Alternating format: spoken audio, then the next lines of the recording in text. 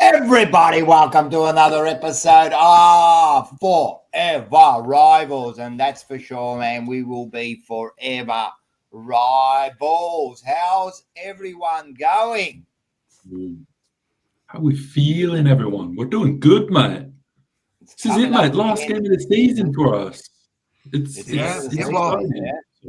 of the season for you guys. Yep, that's for sure. Yeah. And then the end of the season in the week after for Collingwood. So we're all going to finish early. So this is the way it is. Yeah. How are you, Liam? Look, apart from my team, we're doing pretty good, boys.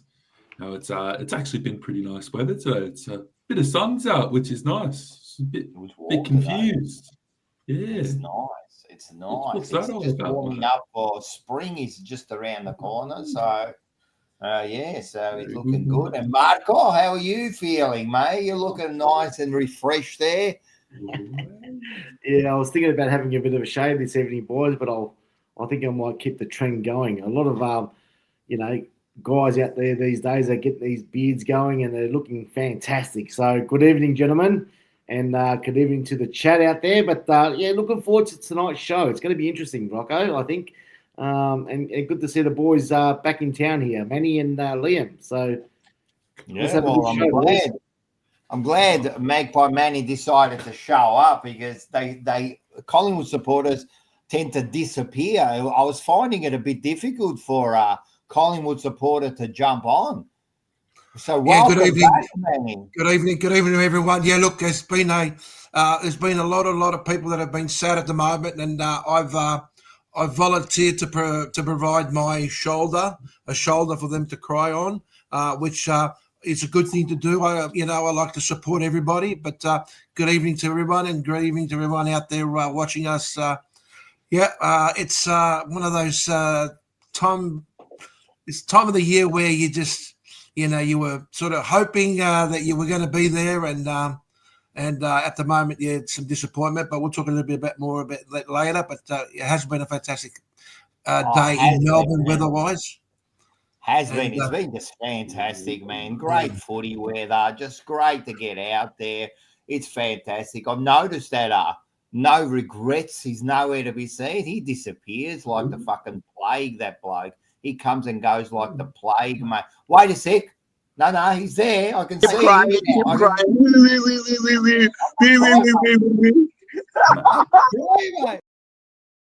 Oh, there he is. I thought he was there. Man, that's unbelievable. So No Regrets. What have you got to say this week? We'll start winning against Hawthorn. And this one, hey, Rocco, clip it here, yeah? I'll be back. We'll win these 3 games left. All right. So you might have been a bit premature there by the bloke, but yeah. So anyway, we'll get some more quotes from No Regrets during the show. I'm sure he likes being a star. Well done, No Regrets, man. So everyone, welcome. First of all, welcome to the chat. Chat's already flying. We got everyone. You know what's shitting me? They have actually changed the names now. So it's your handle now. It's no more the name you put on there. So I might get a bit confused with the names. So it's a bit weird. But we got a few. We got a Collingwood supporter here. Clip it. I'll be back. He's a great call. At least that bloke comes on. No Regrets will be back. I hope so. I'm just looking for it. Is that Matula? Yes, it is. Thank you, Matula. She was on the show last night. Wasn't she great? Our favourite Greek was on the show. She was fantastic. We love Matula, and so was my daughter. But that was a great show last night. Thanks, Matula. You are a champion, and we'll see you next week. It was nice to see. It was nice to see a couple of roses among the thorns there, Rocco. It was nice to see. It was actually. Yeah, well, I suppose it was a couple of thorns in the middle of the roses, if you saw it. So they were on the outside. But I get what you mean. Yeah. Well, I guess you could look at it, Rocco, was the start of the AFL Women's League last week as well. So the competition started off quite well. The Mighty Bombers They had their biggest score at 13 goals on the weekend. So, Fucking hell. Hey, it's starting to, Rocco, it's starting to improve, mate. 13 goals, mate. We're lucky to get 10 goals in the game. Hey, Mark, What about us? I don't know how well you know Rocco. Over the last 3 years, he has made it very, very clear that he doesn't rate this AFLW, mate. So let's not start the conversation about, you know. No, but it is getting better. Yeah, look, it's good if you really want to go out there and spend the day. I think there's a bit of fun there. You can sort of get entertained and watch the game and all that kind of stuff. But you know, let's not sort of get confused here. Yeah, different kettle of fish. That's right. We got them all. We've got Julian. We've got Peter. That's Peter Bluebagger. They're all there. Rocco Moro, he's coming all the way from Perth, mate, to come and see the show, man. Yes, we will be getting into the rank and files very, very shortly. I think that's one of the big talking points. I've got a lot to say about that. And as far as AFLW, let's not try to put me under the bus there. I don't rate any football outside of AFL. I don't even rate the VFL. So it's got nothing to do with that. It's women. It's just got to do that. I watch top level.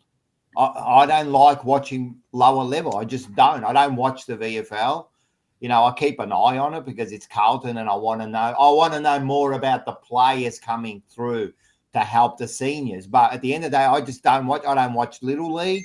I don't watch any of it. Like it's just not for me. If you're happy watching and it is a lower form of football, well, yeah, then go for it. It's great for the women. I think we definitely need it. And it is getting better. It is getting better, and we definitely need it because the women need to play. I like the women getting involved, mate, and then women are a big part of AFL football. Of course they are, and they should be playing. It's just not for me. Like I don't watch soccer. Fair enough. You know, soccer's not for me, but I love cricket. Everyone likes cricket, you know, like I don't even watch anything outside of Australia for cricket. Like if Australia's playing, I'll watch it. If they're not playing, I'm not watching India play. Like, what am I doing? You know, like, Liam, what are you going to say? I found it interesting that you said you only like to watch the highest level of football. Very good. Very good. Yeah, that's very good. I didn't realize. Very, very good. Very good. I used to watch cricket in the good old days, and there was Australia versus India. I actually watched one game many years ago. I was going back 30 plus years, and there was a cricketer who played for India, Kopwan Inanaz, I think his name was, but I don't, you know, but that's been a long time ago. But no, I think it might have been many. I think it might have been I'll keep my teeth in the jar beside my bed. Right, could be that one too. Yeah, there was also Madonna Can't Sing. Remember him? Madonna Can't Sing. That's right. Was he Krim? Yeah, was he a cream? Yes, was he a cream? Yeah, he was another good one. Yeah, they had a good side those days. They had a good side those days. Yeah. They had a good side those times. Poor Liam sitting there and he's thinking to himself, mate, well above the head. These names are not real, mate. That is made up. What are you talking about? It was a real team, mate. Yeah, they were their names.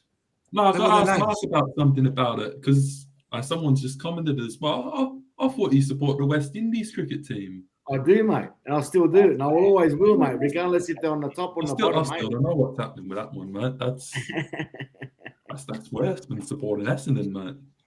What about Liam's on tonight, mate. Liam's on tonight, mate. You better be careful, mate. That's bad, man. Coming on very soon. I have to, mate. If I was in charge of Australia, I'll send you to bloody West Indies to go and live there, mate. What about this bloke? He was a star because he was a wanker. Remember him? He was because he was a wanker. That's right. Top line batsman. He was. He was an all-rounder, wasn't he? I thought he was also he was. He would come in and throw his arm over. Yes, he was. Yeah. That was he used to bat for both sides. Yeah, I don't know what that word is, but he used to bat for both sides. Hey, hang on. Hey, listen. You don't want to get suspended for 5 weeks. No. You can't say that. You can't say that. I didn't mention nothing. I just he batted for both sides for some reason. Okay. He was an all-rounder. He was an all-rounder. Okay. So let's get into some homekeeping here. Thanks to the Sporting Globe for supporting the whole channel. Thank you very much. Get down there, mate. It was great doing the catch-ups there. Made great meals. You can still get down there. I actually love it. If you like any sport, you sit down. They've got every single sport playing there. Good to catch up. So make sure you get down there, Northlands. Also, make sure there are 2 big events happening next week. It's already next week, you believe it? First of all, let's get down there and get those tickets for the Friday night in Remix Mania. I know Liam's going to be there 100%. Remix Mania, man, this is going to be a great night. It's in La-di-da, Little Burke Street. So that'll be good. Get your tickets. They're very cheap. It's going to be a great night. We're all going to be there. It's going to be a big weekend. And then what we do straight after that is where are we going? We're going to go here, man. TJP Live 4. Get your tickets. Scotland, PEARCE, FEVOLA. We've got some other surprises happening, which will be confirmed in the next couple of days. But always thinking to make this show better. You cannot go wrong. Get your tickets. The link is below. Tickets are selling fast. There's only 8 days to go. So make sure you get your tickets and don't miss out. Because once we hit the target, we have to stop, or else we need to get more security, and it's just not worth it. So get your tickets. Get your tickets. Get your tickets. It's going to be a big night, man. That's going to be so much fun. I'm actually looking forward to that so much, man. Catching up with everyone in the chat, catching up with all the boys up on stage, have a few drinks and just relax, man, and have a good night. So make sure you get those tickets. We got Big Seba. We got Big Seba in he's saying hi to Oz, and we've also got Bochek. He's a star of the show. So make sure you get your tickets. Yeah, who else we got? Rocco Moro. Rocco Moro's coming all the way, right, from Perth with his wife and his daughter to come to both shows. That's how much he loves this channel. Wow. I missed your donation, did I? Yeah, you missed Seba's donation. Where was it? Where? There was that. It was $2.99. Yeah. It's not here. He wants to put a little bit of oil on your cranium, he said. Ooh, that's a bit of an F word there, isn't it? Hey? I think Seba is got a bit of a fetish. Hey, he wants to put a little bit of oil on Rocco's head. Well, there you go. I'll tell you what, I'll provide the olive oil, pure olive oil from Greece, and it'll give Rocco a little bit of extra shine on the cranium there. Nah, that oil from Greece is shit, mate. You got to get it from bloody Sicily or something like that, Manny. Not from Greece, mate. Come on. If you want proper olive oil, mate, Italy's the way to go. There you go. Just don't oil up people's heads. I don't know. That's another fake name for you guys. Richard Cranium. I know that one, mate. Yeah. Well, it looks like Seba's got a bit of a fetish there. He's finally come out to admit that he's got a fetish. Anyway, stop talking your fucking rubbish. It's making me sick, right? That F word's all right tonight, mate. Didn't it show? No, also, and this is what I'm looking for. There is a Slobbo too. They're not. I don't know why they're not highlighting them. So first of all, there's this one, $2.99 from Slobbo.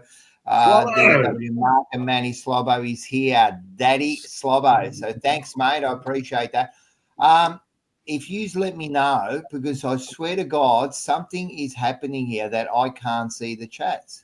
I mean, I can't see the donation on the screen here for some reason. There's only the one anyway, Rocco. So no, there should be 2.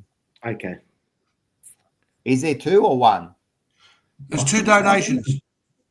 Yeah, there's one from Big Seba. Thanks, mate. Can I oil your cranium? Like and sub, guys. Yeah, one from Big Seba and one from Slobbo. But the Slobbo one you've already mentioned. But looks like he wants to pay you. He wants to pay $2.99 to put a little bit of olive oil on your cranium. There you go. Seba and his fetish. I'll mark that Mate, down. you sound a bit jealous about that, Manny, mate. I don't know. Hey, listen, mate. I'm Greek. Remember, the Greeks introduced and invented a lot of things. But we'll Sorry, talk about mate. that a bit later. Here it is. The $2.99 Fax Big Seba. Can we oil up your cranium? Like and sub, guys. Yeah, make sure you like and sub as we're almost at 3,100. Yeah, maybe Seba, keep me up to date if you see, or if you see one, let me know, because as I said, it is not highlighting for some reason. Listen, in recent weeks, they've changed everything, man. They've changed the names. Now I can't see the highlights. I don't know what the hell's going on here. Who's this? Is this YouTube? Yeah. Oh. So I don't know what's going on here. All right. Anyway, let's get back into it. All right. Yeah, make sure you get your tickets and let's move in to the most important part of the show.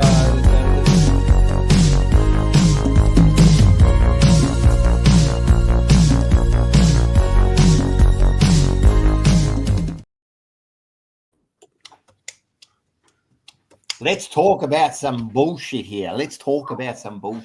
Man. What a week. This has been one of the bigger weeks in footy. There's been suspensions. There have been rules that have been, I don't know what's going on anymore, trade talk. There's all sorts of stuff. But the first thing I want to talk about is I want to get into this Naz signing of the St Kilda player, the first $2 million player. So what happened was he signed for 2 years for $2 million a year for 2 years, because I think he's seeing about what he can do after 2 years. But the word was he was getting a big offer from, if someone could correct me, was it Port Adelaide? I believe you're right, yeah. Yeah, for like 10 years at 2.1 or 2. It was something like $25 million over 10 years or something, right? Mm-hmm. And he's knocked that back, and he's taken the 2 years at St Kilda for $4 million. So he's the first $2 million. St Kilda's, I don't know what is going on with those guys, because they're still offering now. The last thing I heard is TDK 1.8 now for, I don't know, 7 years or whatever it is. So they'll be, if he goes over there, they're pretty much paying two players something like 30% of their salary cap. They'll be paying $4 million for both of them each year for at least the next 2 years. Yeah. What do you think about that, first of all? For me, it's madness. It's madness. First of all, that kid is a good player. Is he worth $2 million? What he's played maybe is it Rocco? Is it $2 million per year, or is it for the 2 years? Yeah. Per year. Per year, bro. Yeah. Per year. $2 million per year for a player that has probably played 12 months of good football. When you really think about it, exactly. I can understand if he's paid 5 years, he's consistent, he averages whatever, and then you offer him a $2 million contract per year. But $2 million for a player that God knows what can happen in 2 years' time, buddy. Like, what's the game coming to? Is it about now playing for a club for the money, or is it just playing to either try and win a premiership? Because I can't see winning a flag for the next 5 years or 6 years. I think it's irresponsible, first of all, from the club, right? $2 million. Are you seriously? They're not vying for a premiership. This kid's played 12 months, bro. Like Mark said, what are we doing here? Like, I don't want to be a prick. So let's say probably one of the better players in the competition, even though he plays for the filth, is Nick Dacos, yeah? What do you pay him then? Like, if he's worth 2, what's he worth 4? What's he worth 4? Well, it's hard to say, Rocco. It's hard to say. If you're paying him 2, what? You don't think that Nick Dacos now can go up there and say, I'm not saying he's going to do this, but he can't go up and go, well, if he's getting paid $2 million, what am I worth? I've won a premiership. Yeah, look, I understand where you're coming from. Yeah, I understand where you're coming from, but I honestly think what St Kilda Football Club has decided to do is they've obviously got their experts, because they are the experts supposedly, and they've probably decided, you know what, we're going to spend this kind of money around this young talent, and we're going to slowly build the team around this young talent with the potential to try and play finals football and maybe even win the premiership. I mean, it's hard to see. Look, you're not comparing apples with apples, because you look at Geelong, for example. There's a team that's got some superstars, but they're a team that's got a lot of players that are on the same level, same consistency, yeah? Whereas you look at St Kilda, some of them are like this, some of them are there, some of them are, they're all over the shop. Same thing with, Collingwood, they've got, a certain level of players that are there, and then you've got one or two that are up there, but at least the levels are fairly close. So who knows what the experts are thinking right now? I mean, is he worth $2 million? Time will tell. I think it's irresponsible. I think that a player being paid $2 million, especially someone like that, right? It's fair enough. He's a good player, but let's be serious. What's he done? He won a game against Melbourne. That's all he's really done. What's he done? What's he fucking done? Like, you're paying him $2 million a year. I'm telling you, that sort of money doing that will divide the team. Divide a team, mate. The players will start thinking, wait a sec, man, what am I doing here, mate? Like, what you're paying him to? They better win 5 fucking flags in the next 7 years. I'll tell you right now. Because if they don't, that's going to rip apart that thing. What do you reckon, Liam? Yeah, well, look, that's the problem with it. From how much is he worth? $2 million. I don't think any player is worth that much money. I don't care how good they are, even if it is a Nick Dacos. $2 million for one player, that's crazy money, man. You can't be paying that. I understand he probably is their best player, and I think part of why he has been given that bigger offer is because the money that he was getting offered like 2.5 or something from Port Adelaide. $25 million over 10 years. Which is unheard of. So I think St Kilda have probably thought, if we want to keep this guy, we're going to have to pay him money. And I think that's sort of what we're going to start seeing now, is that these guys are going to get these big money offers to go move across to a club. And if you want to keep that player, you're going to have to pay up to keep them. St Kilda have chosen to do it. How are they going to afford to pay the 1.7 or 1.8 for Tom de Koning when they're already paying a player that much? It makes no... I don't know. I thought that the salary cap was around 17 mil or 16 mil. This is the whole thing. How are you going to fit 2 players who take up a quarter of your salary? St Kilda, I don't know. If St Kilda stuff this up, they're a shambles. Really. This isn't the soccer where it's unlimited money, like all the basketball. You know what I mean? This is like there's a salary cap there, man. You're giving up, like you said, 30% of your salary cap on 2 players. They're not vying for a premiership next year, right? It's like, and they've only signed him up for 2 years. It's not even a long-term contract. So you don't even know if he's going to leave after 2 years, and you've just given him $4 million and he'll leave. Mate, and the other thing I heard to say that someone said we've got to keep up with the rest of the world because but the point is that we only make so much money. We're not privately owned. They only make so much money. There's only so much in the salary cap. But I think it's ridiculous, man. It's the first $2 million, and you're right. Now this will definitely up everything. Like as I said, Port offered him nearly $30 million over the next 10 years, like 2.5 or whatever it is. That's anyway. I would have. If they offered, mate, when I say that money isn't everything, but 30 mil is 30 mil, isn't it? Like, it's not like it's 2 mil to 4 mil. We're talking far out, mate. They're just giving the house away. So, Marco. Yeah, and like you're saying, Rocco, it's not like St Kilda are a top 4 or top 5 side at the moment in the competition. And I think everyone was speculating that they've won the last 4 games. And, obviously, you're going to get some players who are going to play some good football like Naz. But really, St Kilda, they bet Essendon by 2 points. They bet Richmond by 4 points. They bet North by 9 points, and they bet Melbourne by 6 points, the last 4 games. So, it doesn't really go to show where the potential of paying a player that amount of money when really he's not at that level. I can understand if St Kilda were probably, second or third on ladder, and he's playing some good football, but, it's a ridiculous amount of money to be paying a player at that level. Yeah.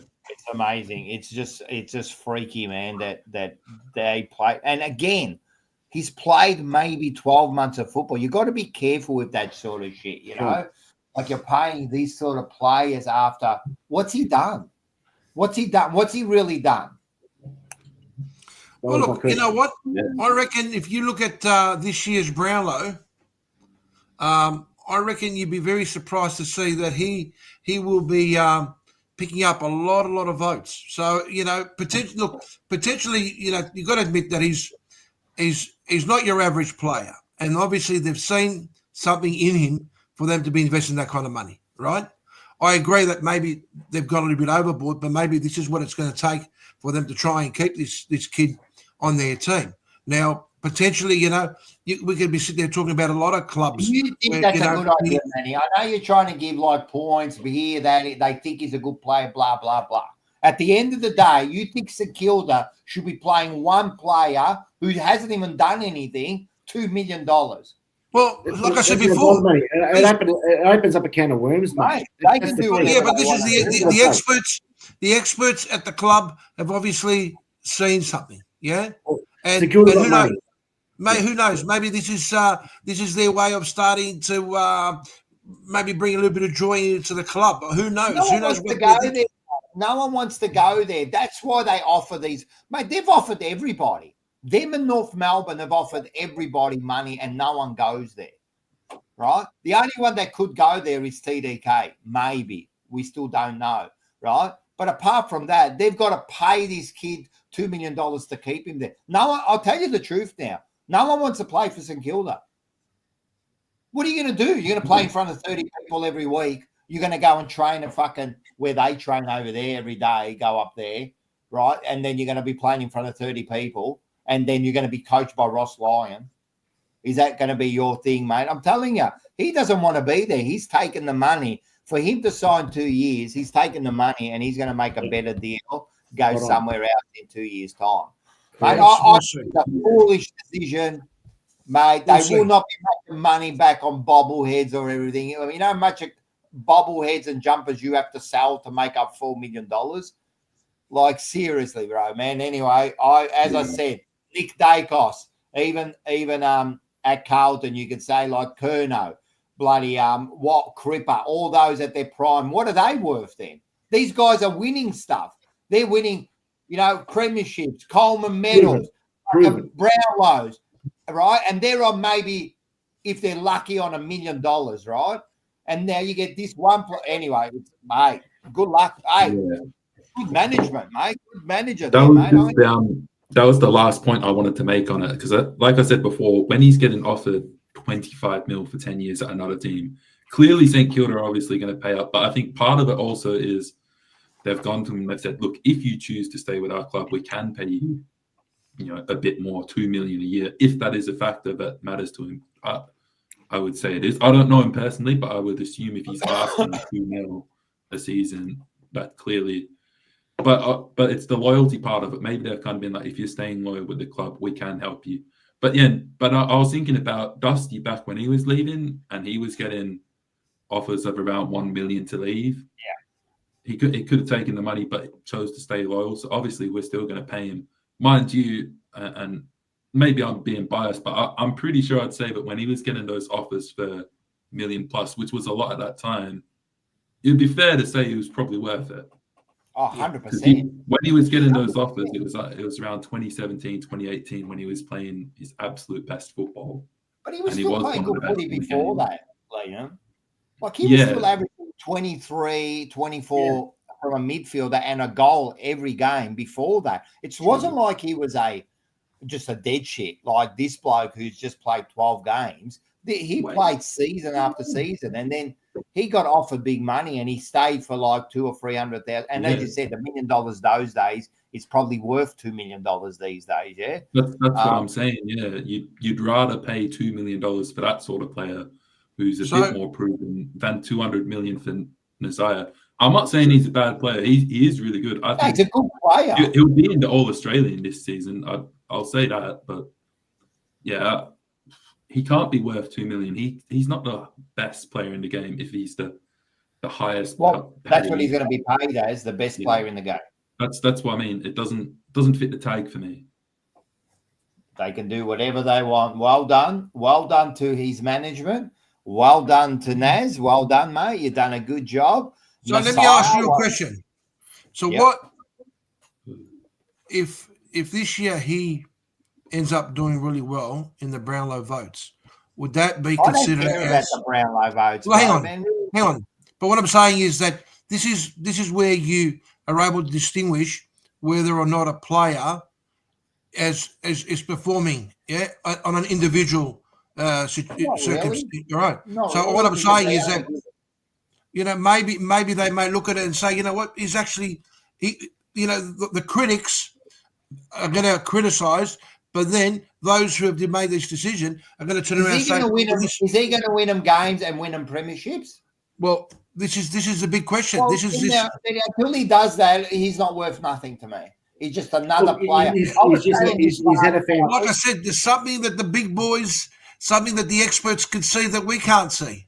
They panicked, mate. As I said, fucking Port Adelaide offered them big money. They panicked. If Port Adelaide didn't offer that money, you reckon they would have offered him $2 million? They only did it because he was getting big offers. The management played on them easily, just like they're doing with TDK. Just exactly the same, mate. They're playing with him, and if they can get away with it, good on them. If that's what they're after, money, and they can do it, you do it. But do you understand? Like the best player now would probably be on average. I'm not saying each individual year because sometimes it's backdated and all that, right? But let's say on an individual 1.1, 1.2, they're the best players, right?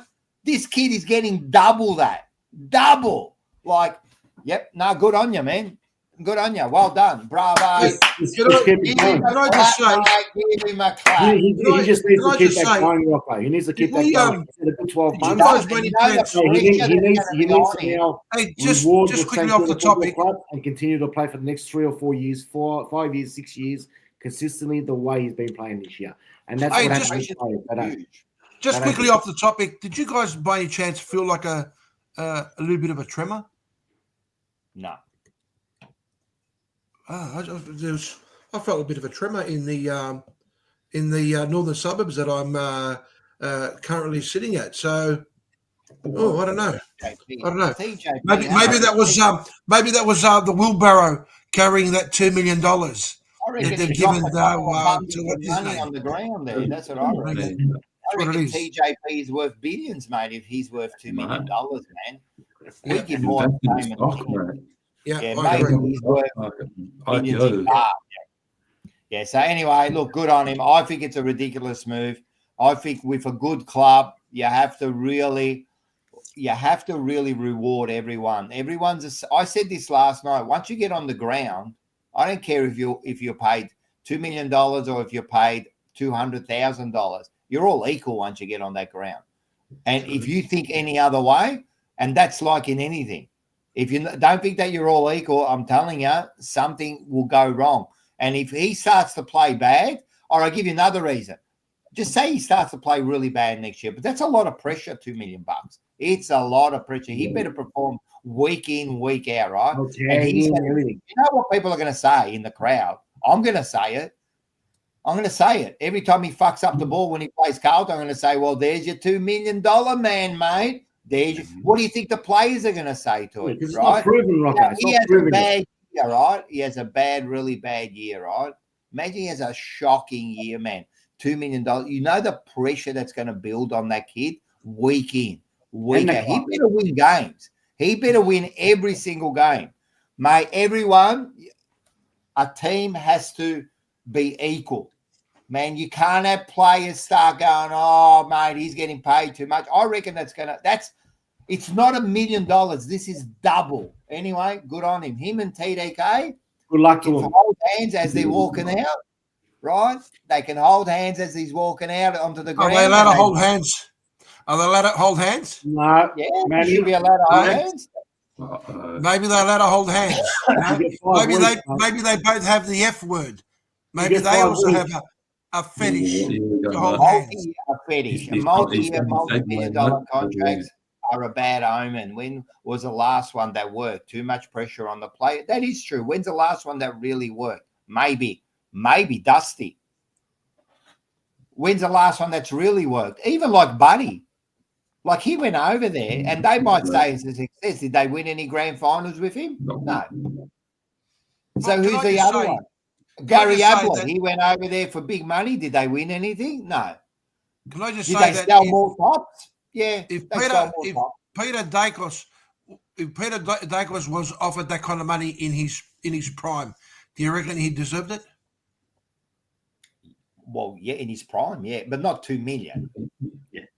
You got to be in the 90s. 2 million's worth like 100 million. So just say they were on. So in the 90s, I know that really good players were probably on 2 or 3 or maybe 400 grand, right?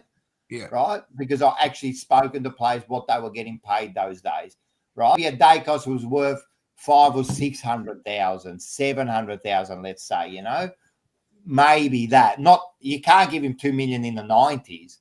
Fucking hell, No. you would have said they only had a bloody 2 million salary cap, maybe, you know. So Hang on. So would that be that's 700 or 600,000 or even 500,000 in 1990? That'd be the equivalent to what now? I 3 don't mil? know, but I'm assuming it's going to be worth 3 times, 4 times the amount. Well, there you go. So maybe that's the way they're looking at it. But you're right. Yeah, There'll but be a lot of- you're gonna. I even gonna say to you, right?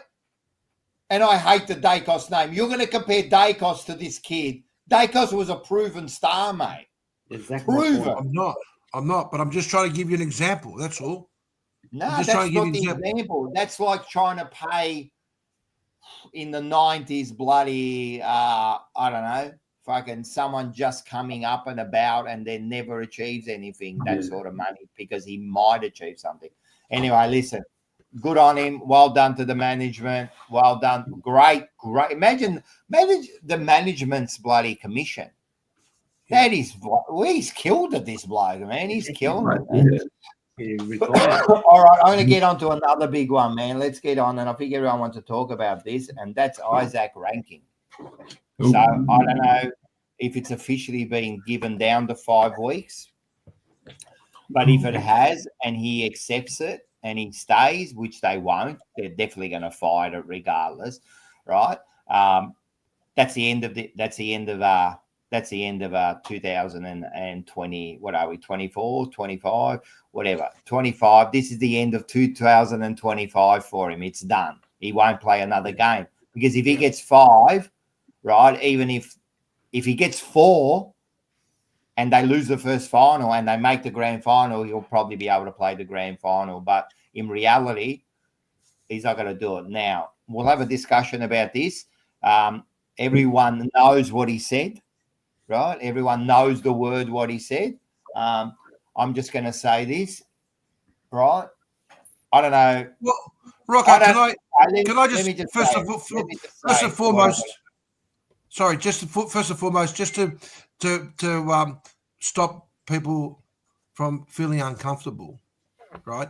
I understand that the Americans tend to fuck things up all the time, because they take certain words and, of course, they use them in a derogative manner, and all of a sudden it turns out to be what it's not. But can I say that a very good friend of mine, who his grandfather said to me that in his younger days as a boy living in England, growing up in a poverty sort of, he said to me that a traditional British dish was mixed minced pork, right?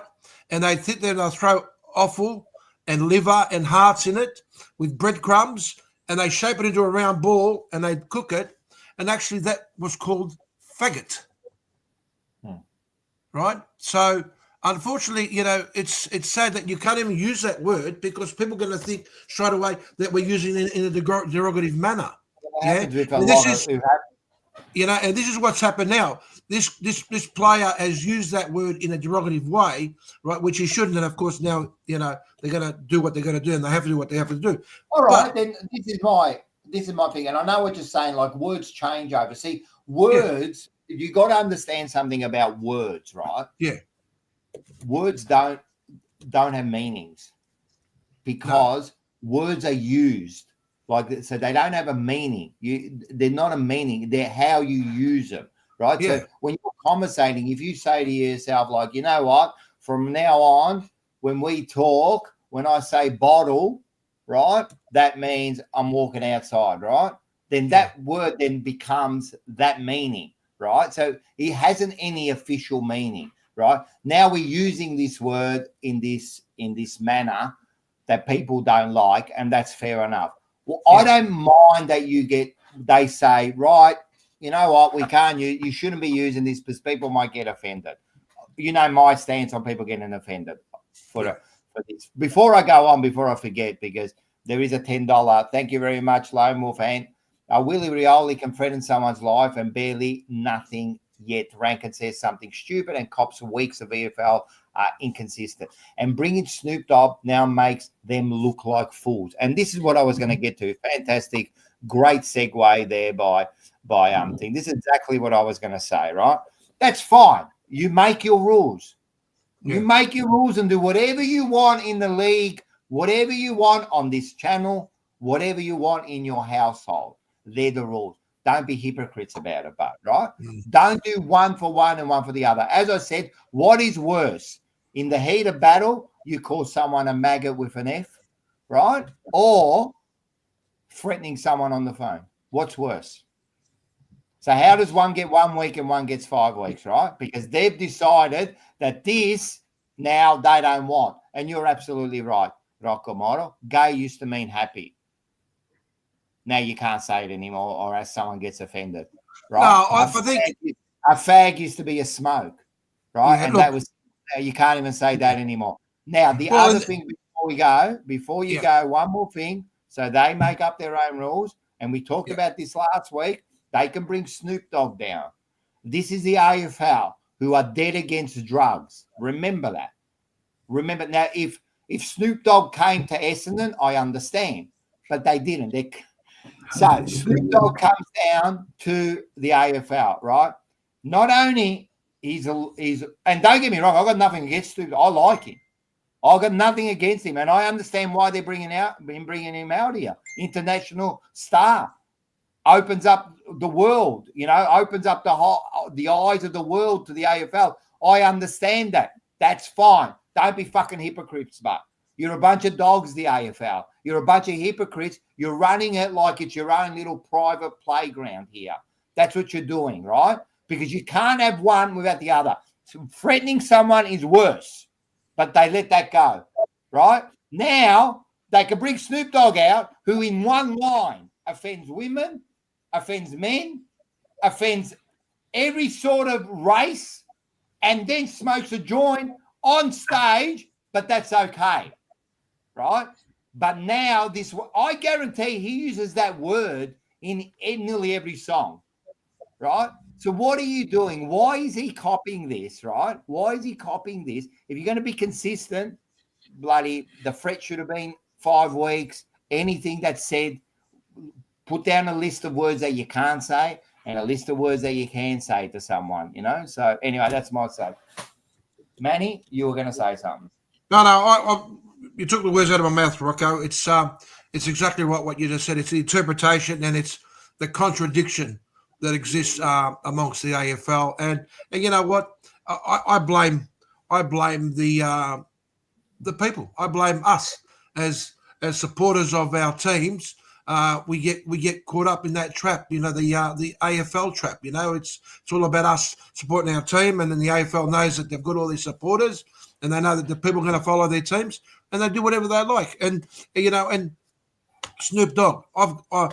People say he's a great entertainer. I mean, to me, it's garbage. But it's not for you, Manny. It's got nothing to do with you. But what I'm saying is, what image are you portraying though, Rocco? You're bringing a druggie. He was charged for. I think he ended up killing someone. But then I don't think he killed someone, but I think he might have been charged. He was also charged, and then and they dismissed that. But it's fair to say that the bloke, and this is what I love the fact that he is the way he is, and he's the drugs and all that shit. And the Americans, they love that. But the Americans are fucking cowboys. That's what they are. They're all fucking cowboys. I want to know. First of all, thanks Oz, man, for the $5. If Adelaide wins this week against North Melbourne, they will finish on top of the ladder for the first time in 2017. You are very much correct there. They will be finishing on top, guaranteed. Americans are a bit different. Rocco, you have no facts. I don't know if he's talking about me or whatever. I don't know what facts I have. I haven't got any facts. The thing is that we're a bunch of fucking dumb wogs talking about this on thing, and that's all we are, man. And we're just discussing things. No one take everything too serious like the AFL do, right? But at the end of the day, I believe that they went overboard with this 5 weeks, right? I don't think he meant anything by it. If you don't like it, fair enough, but be consistent throughout the whole board. That's all I'm asking. Liam? Yeah. All right. So obviously consistency is an issue, but surprisingly, with the homophobic slurs in this case is what they're grasping it as. With the other ones that they've had, it's actually been pretty consistent. So they had Jack Graham from West Coast a few weeks ago who self-reported it, which was strange. Yes. He got 4 weeks, but they had a Gold Coast player, Will Powell, last season. He got suspended for 5 weeks for doing it. Finlayson from Port got 3 weeks. A St Kilda player, Lance Collard, 6 weeks in the VFL for doing it. Yep. So if they're giving him the suspension around that time frame, I have to say that it's actually been consistent with what they're doing. Is it worth that much? Is that a bigger suspension than some other stuff we've seen? No, I think 5 weeks for saying a specific word is not good. And like you said, you speak about things that the image that they're setting with getting someone like Snoop Dogg out, and then the Willie Rowley point is really the sticking one for me. I was like, how can this have happened multiple times, and only because it's been brought forward to you by fans and people in the public calling it out, you've decided, oh well, I guess we kind of have to give him a week, which is that's where the inconsistency problems come in. But as far as there's people I've been seeing saying, wow, it's not fair that he's going to miss a grand final or something because of this, but unfortunately, I think it's just bad timing. I think clearly they've set the precedent that this is going to be potentially that long of a suspension, and it sucks for Adelaide because he's a fantastic player, he really is, and he might miss out this whole final series, but can't change your suspension just because of when it happens in the season. But then also, and the last thing before we guys go is what was I going to say? Is Nah, don't worry. Oh no, I remember. I was gonna say it's taking them 4 days to deliberate. Yeah. If it's one word, why is it taking 4 days to make a decision? Well, that's a bit weird because they might not even make the decision till Friday, apparently. So why is it so complicated? I don't get what's going on there. What do you reckon? I think that the Marco. Oh, sorry. There was a delay. I was just trying to work out that recipe, Manny, that you were talking about. I was thinking about maybe when you got an opportunity to send that recipe out for me. I don't know. Yeah. Well, in the medieval days, in the era of the medieval days, if you went out and you picked up a bunch of sticks, that was actually called faggots. A bunch of sticks, So, but look, on a serious note, I was just going to say is that had the Adelaide player, had he turned around and said, you know what, I said this, and I shouldn't have said this, right? I think it would have been sort of looked upon a little bit different, and maybe this is all part of the investigation. Because had he, the fact that had he done that, it would have been different. But because he then, the Adelaide Football Club got the call from the Collingwood Football Club and said, "Hey, this is what's happened," and they know that they've got to deal with this because if they don't, it can be a lot worse. So maybe this is what they're looking at, and maybe they're also looking at how remorseful the player is. And at the end of the day, there's no excuse for it. There's no excuse. Some words you leave alone. Some words you just do not, you don't touch. So can I just say something before you say this, Mark? So I think the investigation isn't about that. What the investigation is about, what was said to Rankin. Was he provoked in all this, right? So that's what they're investigating now. Because now they've come back, right? And I know what's been alleged. And I'm not going to say because I'm not 100% sure. But your scum of a player, Dan Houston, because he played for Port Adelaide and they had some rivalry going there, he was nagging, he was pushing Rankin in saying a certain thing about what happened to him a year or so ago, right? Which was very personal to him, right? So that's what the investigation's about. Was he provoked to the stage where he said something? So we won't know until Friday. All these allegations have come out, so we just don't know what was said, right? But if he was provoked to the point where in the heat of the moment, right, he says something, right, which I don't even think it's a big deal unless you are inclined to be that sort of person. I don't understand why you would get offended by it, right? If you know what I mean, right? If you're not like that, why are you getting offended by it? I don't get it. I don't get it. It's like me stirring Liam and saying, "Hey, you baldy." And you go, "What are you talking about, man?" No, I don't agree with you there, Rocco. I don't care what you agree. This is my thing. That's exactly because you're looking in a different way. It's like, for example, me walking down the street and saying to Liam, yeah, fucking skip it. Why are you all picking on me, mate?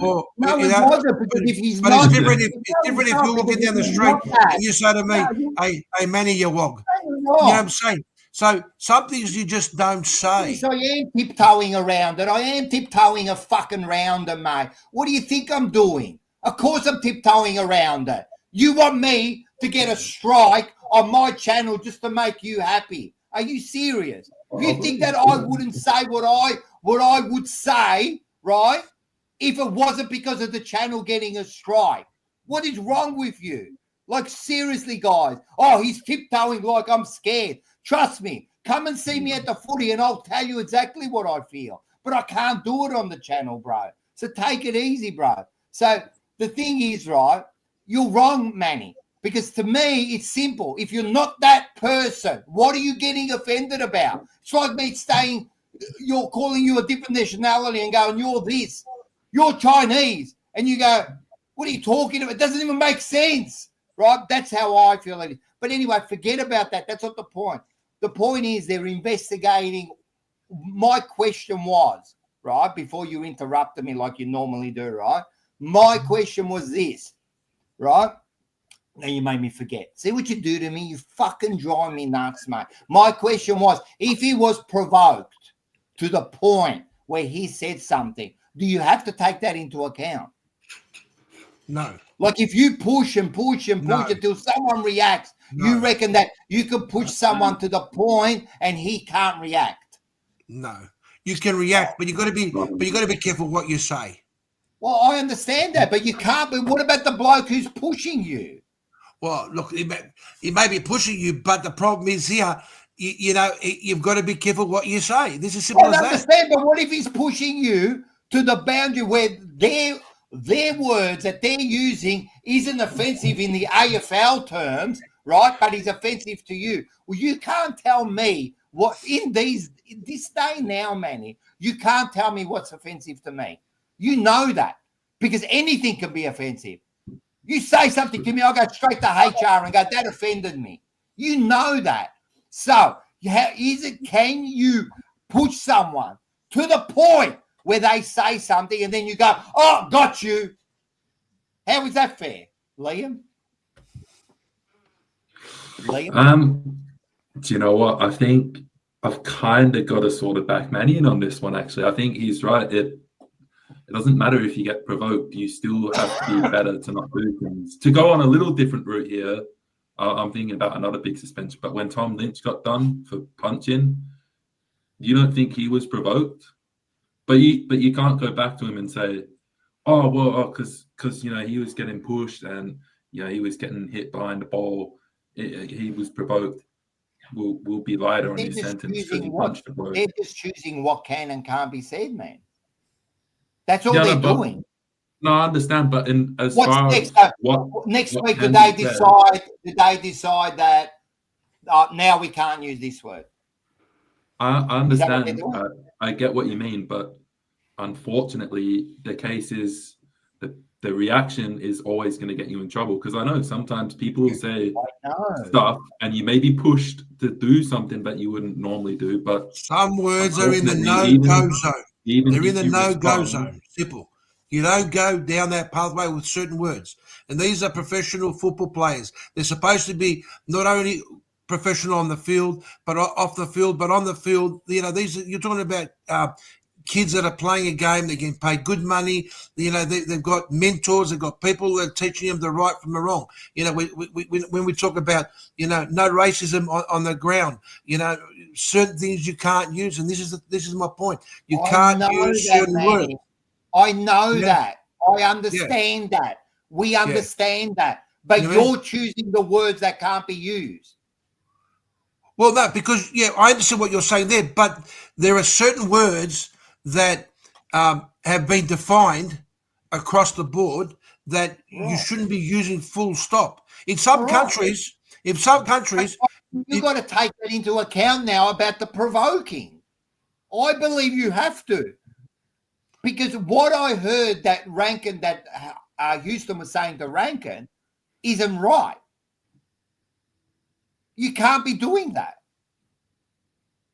Right? But it's not against their thing. You can do that. All right. But that might be hurting him. Right? And then he's just in a fit of rage went, you maggot. Right? And now they go, right, 5 weeks for you, nothing for you. I disagree. I live in a different world, bro. I live in a fucking different world, mate. If you're going to keep pushing me, don't cry when I come back at you. Right? Next time, shut the fuck up. Don't say nothing to me. If you don't like what I say to you, don't say nothing to me. Right? Do not cry poor when it happens. For some boundaries, Rocco, it's like you said before. So like you said before. It's like you said before. There is a boundary about what you knew. You knew you were going to push me to that point. You knew. You went that hard at me that you knew. What does that make you? I don't care what you say. I understand that there's words you can't say. And this is why I don't say them here. I understand that. I live in reality. I understand that. All I'm asking is, should the provoker also now be punished for it? You can't keep beating someone. I'll give you an example. You can't keep beating your dog. I'm telling you, when he bites you, don't say that's the dog's fault. You kept beating the dog. What you wanted the dog to do? He's going to protect himself. Yeah, it might have been wrong. The word might have been wrong. But if Hugh didn't push him, it would never have happened. Right? Right? You knew that was going to get to him. There's a difference between saying you're a shit footballer, you can't kick, you've never won anything, you play for a shit team. All of that's fair enough because it's within the game. Right? But if you start to attack them and knowing that it's okay to use that, but it's enough to get him revved up, mate, I don't get it. So the investigation will happen. It's going to be interesting to see what happens with this, right? Yeah, you're right. Because it will come out what was said, right? It's going to be very interesting. The other thing I want to go in, and maybe Mark, we can continue on with that. The other thing I want to go in, what happened to gameship in the game? Like the Magpie player or the team went and dobbed him in. Like, what's going on there, bro? Like, grow up, man. Move on.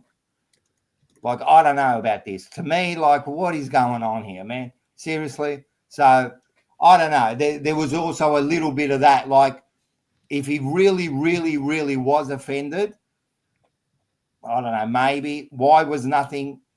I don't know. It's weird. Mark, I haven't heard from you much. Nah, that's all right, but I'm not going to get right into it, guys. Obviously, you guys have spoken a little bit more about it, but I think it sometimes it comes down to the heat of the moment. We're on the ground. It's a battle. We say things to players. It's sledging, a little bit of banter. I don't even know what the actual player did say.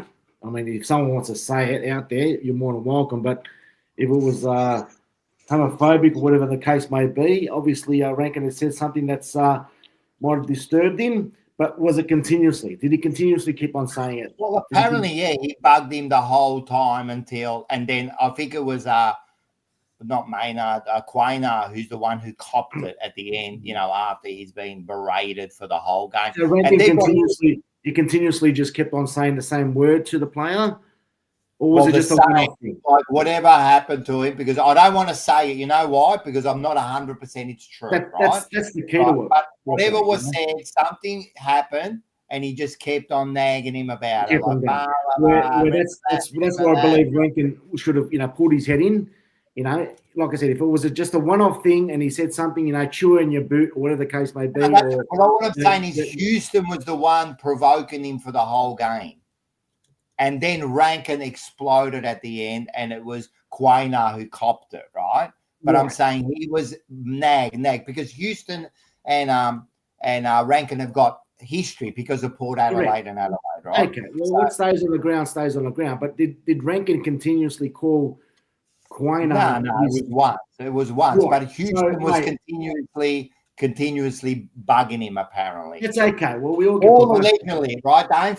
This is all allegedly. Exactly right. That's why I can't really comment it too much. But, if you said it once to a player, I used to call my mates these names frigging every second day at one stage. You know what I mean? Like, how far does it go? But, I just think if he was continuously calling this player certain, homophobic names, then I think he deserves the 5 weeks. But if it was just a one-off thing out of frustration, it was provoked, and he could have said anything else. I believe that he shouldn't have got 5 weeks. Nowhere near for 5 weeks for something. Well, allegedly, for a player. Wait a second. He's a player. I never said that to use the N-word. I never said that. I don't understand what you listen to. I said there are certain words you couldn't use. I understand that. My question was, open up your ears. If you keep getting provoked, what do you expect's going to happen? Like, don't cry if you're provoking someone over and over and over and over again, right? And then something happens, you go, now I'm upset about it. Well, don't. If you don't want to get bitten by the bear, don't poke him, for crying out loud, man. If you if you think that's okay to get onto the ground, right, and say whatever you want to say to get a fucking rev up on him, fine, do it. Win the game. Do whatever you got to do. But if something comes back at you, why are you crying? Yeah. Like, I don't get it. They do, like, that's, but again, maybe I just come from a different era. I don't know, mate. Well, maybe we do now, Rocco. We do come from a different era, mate, because it's obviously what Manny was saying. There's a balance these days of what you could say on the field. Whether it's personal or not, you've just got to be the players got to be careful, and it comes down to the next level of the kids possibly saying the same things on the ground under 15s and under 16s as well. So and I get it. I think the 5 weeks is probably a little bit too harsh. In saying that, Mark, about the kids, right? But what about the berating, continuously berating someone? You've got to stop that too, don't you? Yeah. So then the guy who kept provoking him has to be stopped also. Or as if what you're saying is we stop those words, so we got to stop it so the kids don't do it, we also have to stop that behavior. Like it just continues, right? Yeah. One more thing before you go, Manny. Wait. I've got a comment up here. Rocco doesn't rage baiting like I just rage baiting. No. What you don't understand about when I answer back a question like this, because it might not be just for you. Sometimes when I say something, it's not just for you. It might be for other people in the chat who don't understand it. So if I say something, it's not just for you. I rage baited him. Bravo. You've done really well. Really well. You contributed to the conversation really well. Are you happy now? You rage baited, but someone might have got something out of it. Hey?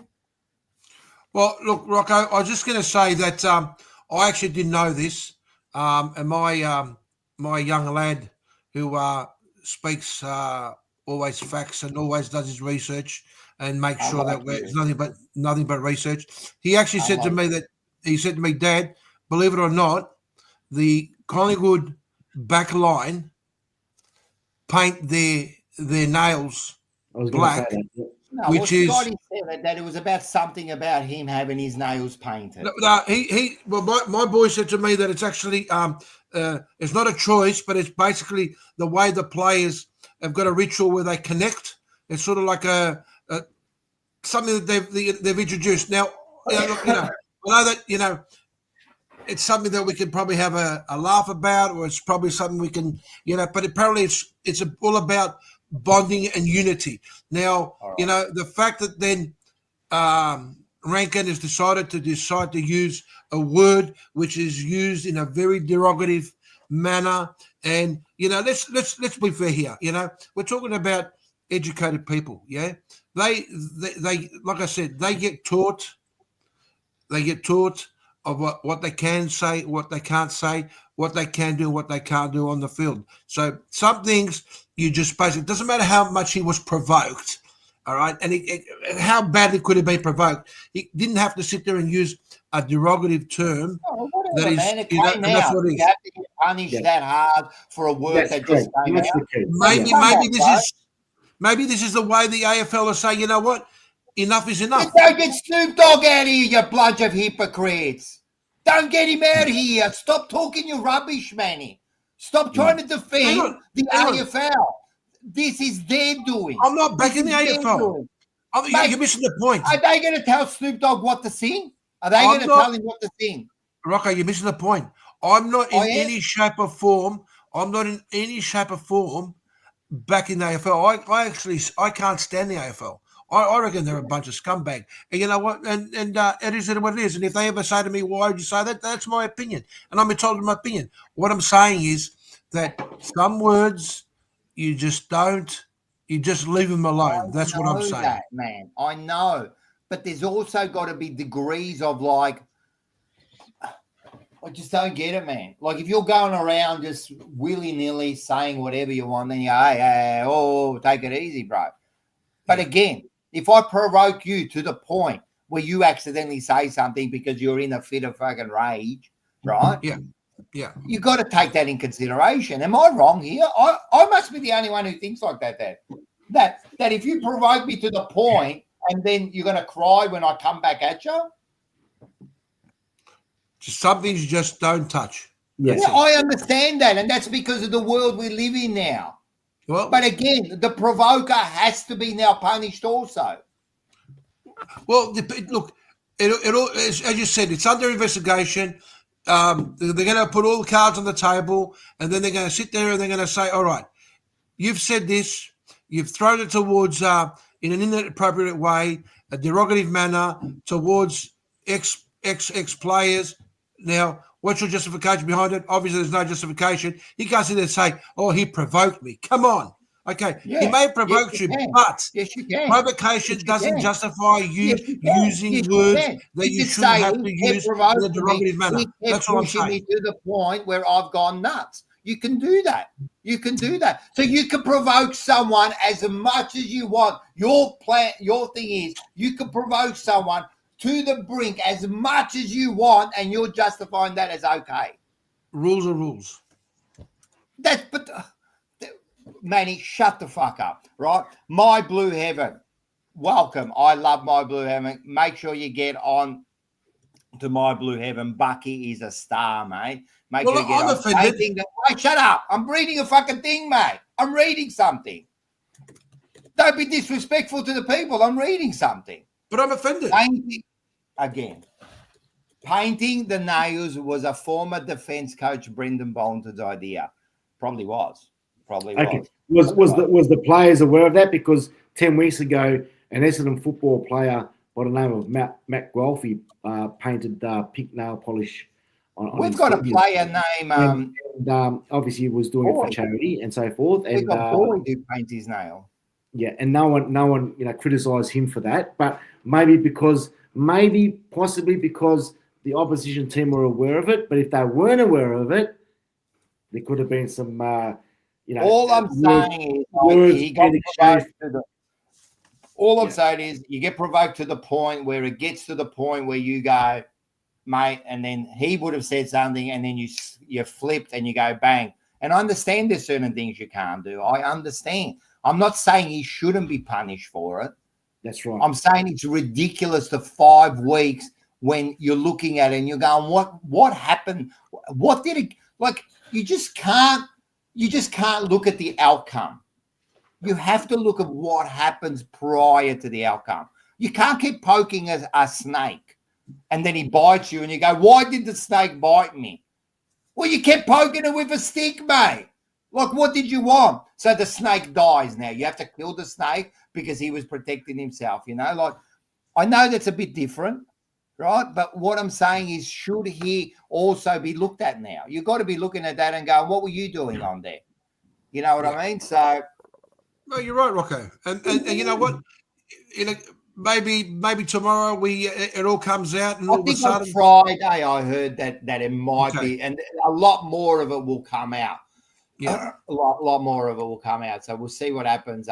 It's very interesting. Not only because of what was said and what's happening, the interest is also in because of the finals now. So he gets to miss everything. So that becomes like what Liam said. You can't take that into account. It doesn't matter when it happens, right? You should get the penalty regardless. But it does make it more interesting, doesn't it? That now, if this was happening round 5, you know what? You go, you know what? You take the 5 weeks and you move on, right? But now it's happening now, and you go, fuck, you're going to miss out on the thing. So also, he's a gun. I wouldn't be surprised. I wouldn't be surprised if Rankin comes out with a statement apologising. No, he's already apologised to the player and that. So he did come out later and apologise. So that's coming out. I think it'll end up coming out big up where they might turn around and say, well, you know what? You're apologising to the player. So therefore, you've said what you've said, and maybe the AFL might try to say, well, you know what? You don't realise that this has now caused offence to many other people. Oh, and that'll happen. And I mean, Tex Walker come out. He was doing an interview and he was talking about it, and people were going, "Who are you to talk about it? You did the same thing a few years ago, mate. Right? Who are you to talk about it? Right?" So he came out and said that he's apologised, and I'm sure once this is all done, he's going to come out and make a statement.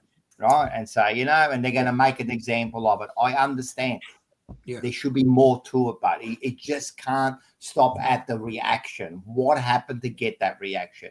You know what I mean? Why did that happen, the reaction? If you know someone's going to get absolutely triggered by it and you keep attacking him, do you have a responsibility? If you know that I'm going to just say there's something about you, Manny. Right. And I know that this is going to trigger you. It's about your family, let's say, right? And it's going to trigger you, right? And I keep at you. And then you go, fuck you, whatever, right? And then I turn around and go, oh, now I'm offended. Like, that doesn't make sense to me. It doesn't make sense to me, right? So, no, what next topic? What are you talking about, man? We'll talk about this for fucking 4 days. Don't worry about it. You don't like it, go to another thing, mate. Don't worry about it. But what we will do is we're going to get someone on because we'll talk about that particular game. Look at him go, mate. He's got the new background. Sucker. You're a sucker, mate. You like your team. How are you? Is all right? Good, mate. Oh, that's a bit loud. Turn it down a bit. A lot of echoing. Oh, shit. All right. Oh, That's all right. That's Mate, all right. what's going on here, Rocco, mate? We're starting to get these guests on now. They're all professional. I was thinking about maybe putting on One already set up, man. where's my There you go. microphone? Everyone put their bloody headphones on. That's loud. Microphone. All these guys are coming on now. They got these emblems at the back and Hey, the backdrop. Can I just first and foremost, before you say anything, can I first and foremost say that the TJP, the Jumper Punch channel, loves all creatures. All right, all creatures. And not only that, what we do is we even help and we even like to promote other personalities who come on the show, like Mick Sucker and Black and White United and a few others. So we're one big happy family. I'm not going to say any other word because I may be interpreted the wrong way. But Mick, all I can first and foremost say is welcome. You got the beanie on. You're starting to look. You know what? From a distance, I thought some rapper from the US was on.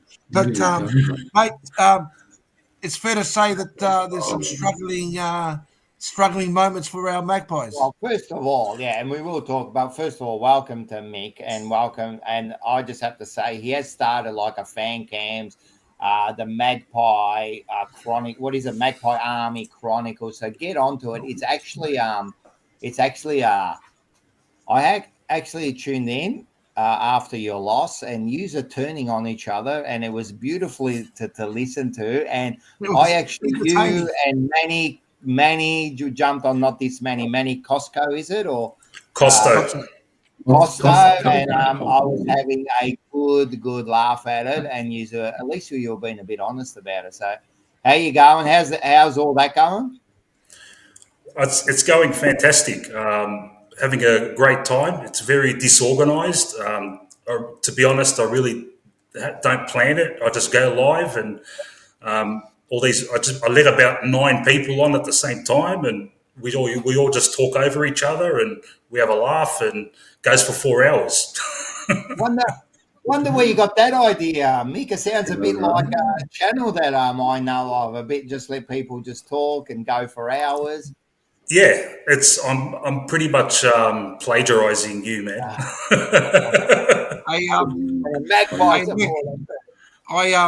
I was watching your show the other night, and I had a Fairly Loud, and a cousin of mine who was staying over the evening said to me, "You are listening to Guido Hatzis."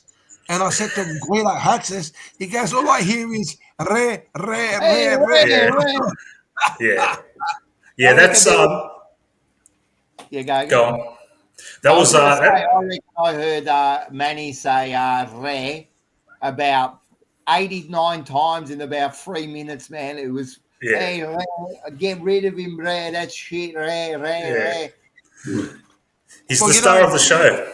You know that you ever ask a Greek how does he like his steak? You know what he says? Here he is. Hey, if you ever ask a Greek how does he eat his steak, you know what he always says? Medium rare. Anyway, let's talk about some footy. I think everyone wants to talk. Oh, wait a sec. Wait. I think I've got no regrets. He's on here. How are you? I'll get him on. How are you? Crying.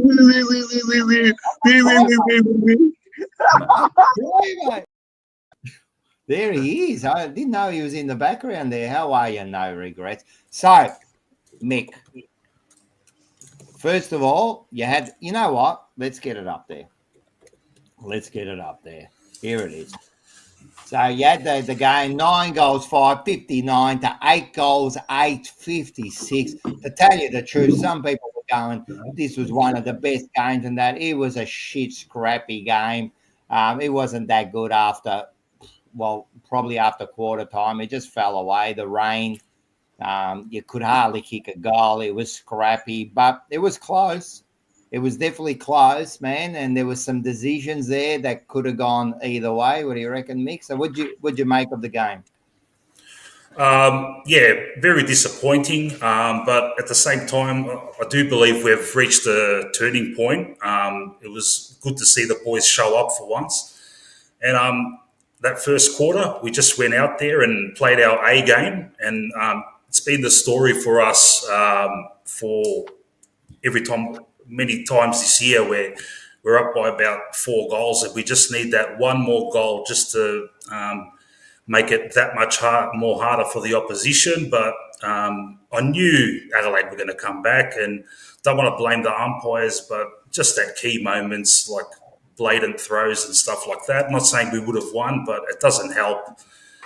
And look, I'm still bullish about our chances. The reason I'm not really a jumper wearer, but I'm wearing the jumper because I got mates that watch the show that have been bagging me. It's like, how come you don't go on the jumper punch anymore? Because I haven't called up for a couple of weeks, and I thought, all right, I'm going to go on and I'm going to wear the fucking jumper and show that I'm supporting the team. You know what I say about adults that wear the jersey? I don't know. Yeah, I've heard you say this. About 18 years old, I reckon it stops. But you do whatever you want to do. You wear the jumper with pride. But yeah, you're right there. I did watch the whole game. There were some key moments, and Magpie Manny will get you into this too. There were some key moments there. I mean, the throws and that, yeah. I mean, it was hard to pick the throw where the umpire was standing.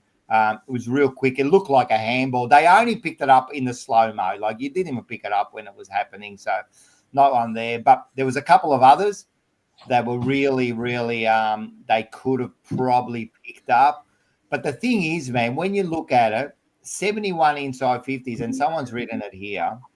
Few people. For 8-goal return, and I think it was like 11%. That's what your goal. And at the end of the day, you can say whatever you want to say, but man, you cannot be kicking at 11% once you get it. It doesn't matter if it's wet, what it is. So yeah, we can only blame ourselves. The forward line is so dysfunctional these days. Reliable players like Checkers, we used to rely on him to get his 2 or 3. He's getting destroyed by, some Irishman that, didn't grow up playing the game. Very frustrating. I know the conditions were shocking. And with those conditions, like when I found out it was going to be an absolute deluge, I thought, okay, we're a chance here. But and we were a chance. But obviously the right result didn't come. But having said that, I know we can turn it around. And I know a lot of people in the chat are rejoicing. Why, on a serious note, why can we turn it around? Why can we turn it around? And because when you look at our past 6 weeks, even though you're losing by 1 or 2, you did get punished by the Hawthorn, but that was one off, right? But the others were fairly close games. I believe teams aren't as fearful anymore. That's why they're coming at you. They're taking on the game. You look in the last 6 weeks, the reason these teams have won is because they've taken on the game, right? So I don't think there is fearful anymore of you when, remember last year before, Collingwood are down, everyone's always scared they're going to come back, yeah? I think that's kind of disappeared a little bit with these teams. But tell me why can you turn it around? Because one of the most important things to our winning streak earlier in the year was our transition from defence. We would start from a turnover in defence and then go through the middle with our handball chains that would put pressure on the opposition defence and allow our forwards to get away from their men. Now, one of the most important parts of that was Jeremy Howe. We haven't had our Jeremy Howe in that defence for a long time now. And he's so important. He'll take the intercept when he gets the ball. He'll find someone straight away. He'll take the risky option. And it just relieves pressure from the rest of defence, and it opens us up. Now, I know I'm using a 35-year-old to say that we can turn it around because of him. It's not just him. And also just with our experienced group come finals time, they're not going to be overawed. So if we do end up playing Adelaide in that first final, hopefully we make top 4. If we do end up playing Adelaide in that first final, the majority of their group isn't used to those big finals games, and I reckon we can give him another shake. Yeah, no, Manny, it's your team too. What do you reckon? You saw the game. What do you think? Look, I think the weather. Obviously, the weather didn't favour any of both teams. I mean, the conditions were very slippery. That's what they came across. But I think it's fair to say that, you know, at the start of the season, we were talking about the fact that then Scotty Tompkins, shout out to Scotty, who we had this discussion at the start of the season where we were talking about the players and the age of the players. And it's fair to say that I would reckon that this long season has caught up to him, yeah, because you know it's a long season, and as Mark has always pointed out, and he's been making it very, very, very obvious that, and he said it that Manny, you know, come towards the end of the year, it's where these teams are going to be separated by the players. The teams that have got the younger players who are fit enough to keep up at that level, you know, towards the end of the season. And it's fair to say the last 5 weeks, whether it's the age, whether it's the fact that we've had maybe a couple of injuries, the fact that McRae's probably been doing some changes in there to try and, you know, test, do we do this, do we do that? But at the moment, it's fair to say it's bitten us on the backside. So, you know, inside 50, so many. And, you know, credit to Adelaide. They're not a pushover. They are on the top of the ladder for a reason. But to have so many inside 50s, we should have done better than that, yeah?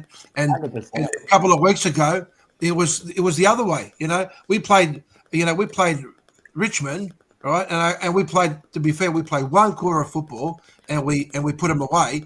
But Richmond had more inside 50s than us.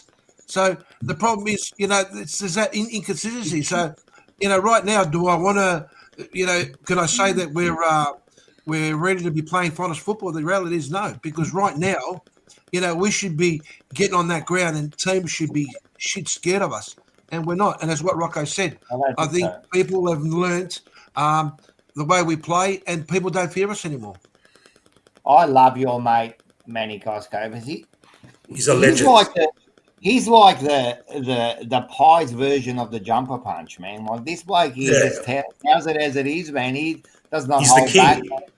Well, He's the you king. know what? He's 100% right, and all these Collingwood supporters are sitting there and thinking, "Oh no, we'll be right in the finals." Yeah, all right, we'll see, mate. Just get there and we'll see. At the moment, you've lost 5 out of 6, and Melbourne is no like certainty, right?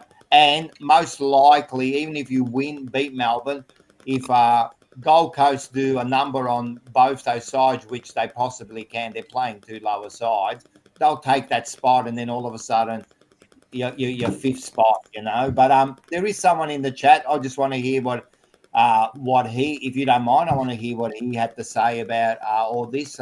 We'll start winning against Hawthorn. And this one, hey, Rocco, clip it here, yeah? I'll be back. We'll win these 3 games left. Oh, there you go. So yeah, that's good. That's good info. I'm glad that you got some intelligent people there making comments. That's well done. Well, very smart. So we'll go back to some sort of like thing. Marco, what have you got to say to these? Oh, mate. Oh, let's already hear because Mark halfway through the year. Mark picked this. Collingwood. I predicted Nostradamus, and I've got a spot on, Manny and Mick there. But I'm trying to be professional here, boys. Just to, you know, create a little bit of banter here and get, maybe Rick Hunt and all the guys out there. But you know, I predicted it, and I think that Collingwood are in some big trouble. They will lose this week. Melbourne will top years off. Too old, too slow, bunch of geriatrics. The Pies are getting cold, and not for anything, guys. I think if you don't persist and you've got to bring spirit into the next couple of games into the finals if you make it, because if you don't, mate, I'll tell you right now, Collingwood are going to struggle for the next 2 or 3 years. They're starting to look at players like Mycheck, and not even Bobby Hill's playing anymore. You know, they're going to have to start trading these players, and they're going to have to start going through the rebuilding stages. Maybe the next 2 or 3 years, Collingwood are going to have to start possibly tanking, you know, to get some draft picks. But I really what do you know about rebuilding? Well, you reckon that it's been 8,000 days, mate. He's not even taking you serious. Correct. Spot on. But look, not for anything. On a serious note, I think Collingwood, if you boys don't make the grand final this year, honestly, I think you've got a few issues in the next couple of years. I think you're going to struggle with the older crew that you've got on board. And you might have to go back to plan B in recruiting some young boys, or start using some of your draft picks to start getting some some players out there that have been playing 5 or 6 years in the teams now, and get them on board. But I don't know. Look, Collingwood, I predicted it. I just had a funny feeling that great football, first half, getting towards the second half, teams are catching you, and they are. So sorry, Manny and Mick, but it's all over. Mark, Hey, listen, before you go on, I was just going to say, before you go on, Paul No Regrets reckons I don't put him on. Hey, Manny, can you explain to him coming on this channel? What is it? What is it? It's not a right, is it? It's a privilege. It's a privilege. So, It's a privilege. But because I'm a fair person, right? Because I'm a fair person, I'm going to get him on. And what have you got to say about your season? Keep crying.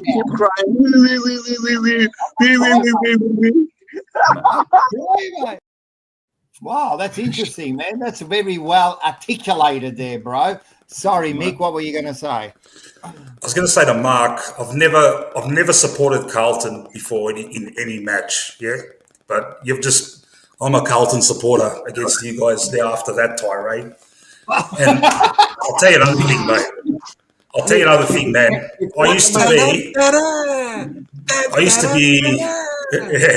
I used to be sympathetic to Essendon after that drug saga. I used to tell everyone, look, they got scapegoated. You know, all the teams were doing drugs, and the AFL just made sure that just blame Essendon. But, mate, I think I've got to reconsider that stance as well. That's history. This is the future. To be quite honest with you, Mick, you boys were sitting pretty comfortable on the top of the ladder, and you did say, or Manny might have said that Adelaide deserved to be on the top of the ladder. Adelaide deserved to be on the top of the ladder when you boys were sitting there 4 weeks ago. Fuck me, mate. What team if? On a serious note, it is a big drop, man. From being 10 points up on top of the ladder to just barely. I think you're going to finish 5th. So unless you maybe if you beat Melbourne by like 10 goals, maybe you'll save that 4th spot. So it is a big drop. As I said, 5 out of 6 is no good, bro. Any way you look at it, we'll be ready for finals, all that. Yeah. You got to do it. As I said, it's getting to the serious end of the season. So, Mick, what do you reckon about Mick? All right, so we're coming up to Melbourne this week. Before we let you go, what do you reckon? Tell us. We're going to win by 23 points. Somehow we'll secure the top 4, and then it's open slather. Anything can happen. And I'll be watching my team in the finals while you boys are, getting the best fishing spots. That's all right. But I guarantee, Mick, the week after, when you want to come and sit next to me fishing, I'm not going to let you sit there, because the week after you'll be joining me, bro. Love your show too, Mick, mate. Love your show. I'm going to Thank you, guys. It's all good. Can I ask a question to the Collingwood guys? Yeah, go for it. 60+ against Melbourne, or I'm a fucking. I'm telling you, man. I'm going to get you on, Manny. Man. Get him on, man. You got to get him on. You know what, Manny, Costco. Send in the link, mate. Costco. Next week, after you lose to Melbourne, I want you on because I reckon he is. We might have found the Collingwood Rocco here, man. The way he goes off and stuff, it freaks me out, mate. I love it. And he's always been a supporter of the channel. But go, Liam. Yeah. I was just going to ask you, Collingwood guys. As you've said, you are playing in finals, so I do have to congratulate you on that, even though I don't want to. But you are there. But what needs to change for you guys playing in finals? Because at the moment, going on current form, this isn't bagging you out, but just watching how you're playing in the last 6-7 weeks or so, you're not playing like a finals team. I think whoever you come up against is going to beat you. What do you need to change between now and then to actually win those finals? We just have to get our connection right. It just has not. We've lost connection, and it's because he's rested all these players. On my show, you'll find that we're very critical of our coach, where it's because as Collingwood supporters, we demand the best. Yeah, we're not. I think we don't care if Fly's given us a flag. So this connection that we've lost, we're blaming it on Fly for tinkering too much with the resting of players. And but having said that, we know he's had the runs on the board. We know we've seen it. We've seen us turn it around after 2023. We went into the finals, lost like 4 games in a row. Come finals, we were, we won 3 in a row, albeit they were by less than 9 points. But as I said to you, the connection's got to improve, and I trust that we can get it right, especially with the reintroduction of Jezza Howe in defence and a few tinkering here and there. There's rumours going around that Big Mason's going to come back in to replace McStay, who's been in very poor form. So Cox, he loves. I was just going to say that Cox. He loves playing against the Tigers. But go on there. Mick, sometimes history doesn't repeat itself, mate. Unfortunately, we can always talk. You know all about that, Mark.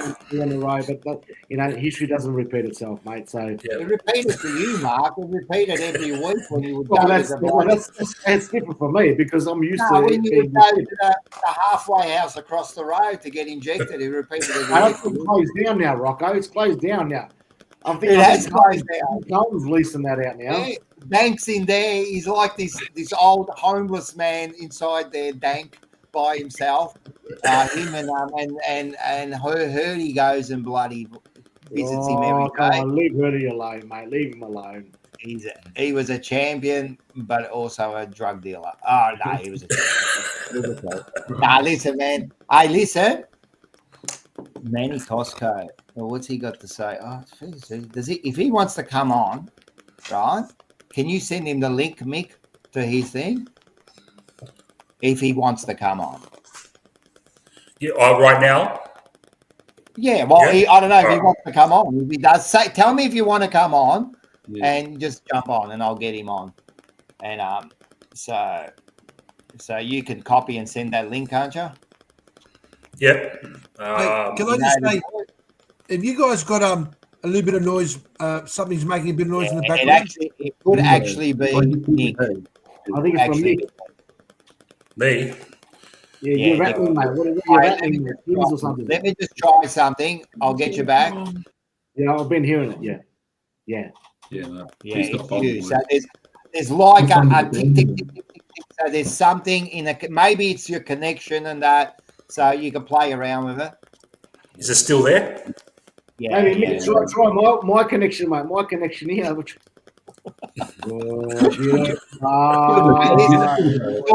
Hey, before you go, you sent it to him, did you? Not yet. No. I'll send it to him as soon as I get off. All right. But before you go, someone wants to say hi. Someone does want to say hi, and I'll get him to say hi. Keep crying.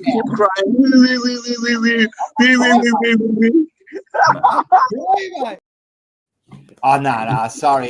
He keeps popping up. I don't know how he does that, but this bloke wants to say hi. We got the big Seba on here too, man. How are you, Seba? Yeah, not I too look a bad. little bit like Snick on there, mate. The hoodie and all, mate. Yeah, bro. It's tough times. Gas is too expensive. You know what I mean? Got to rug up these days. Nah, What do you got to say to Mick? No. I'm not coming in here being a fucking smartass. No, I'm not one of those Carlton supporters. You guys know me. I'm not being a smartass. But I just want to say, I think probably got... Where did that come from? Me, not to be a smart. Hey, he's got the headphones too. Look at him. Hey, I was the originator on the channel. But no, I just wanted to say that, Mick, I think we listened. I think it was Peter V. He clipped Manny last week on. I think it was your podcast, and just listening to it, I think we've quite possibly found the most level-headed Collingwood supporters out there. Yeah, I was freaking out, man. Genuinely, I was perplexed as to what I was hearing. To be completely honest with you, like I've never heard Collingwood supporters be so normal in my life. But I think he's a fucking fried. And like I'm not saying that from a position of being a smartass. I think he's a genuinely fried now. Like I don't see how he's turned this around. And realistically, when you get into the finals, like I thought you were going to finish top 2, and I thought you were going to win the flag. I'd been saying it to Rocco all year. So I readied myself all year for you pricks to win the flag. But like you know what's killed you guys, and I think and obviously people were saying, oh yeah, if we had him, he would have won. He wouldn't have changed the result, but he would have changed maybe the way you have been playing over the past couple of weeks. Is Bobby Hill, and I think him not being in the team and whatever's going on, you can clearly see that it's now affecting the group. You can clearly see that it's now affecting the group in the way that not only are they going about it on the field, but now McRae, and I've said it for a while, he's turning into the biggest master of deception I've ever seen in press conferences.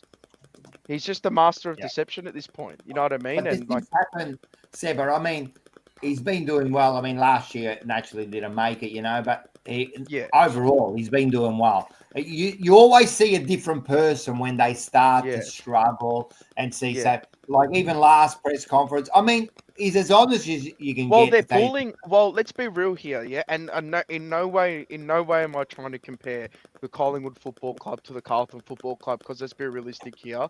If you're a level-headed Carlton supporter, they're light years further than us. We're rat shit compared to them, right? But they're pulling a was it a 2023 job?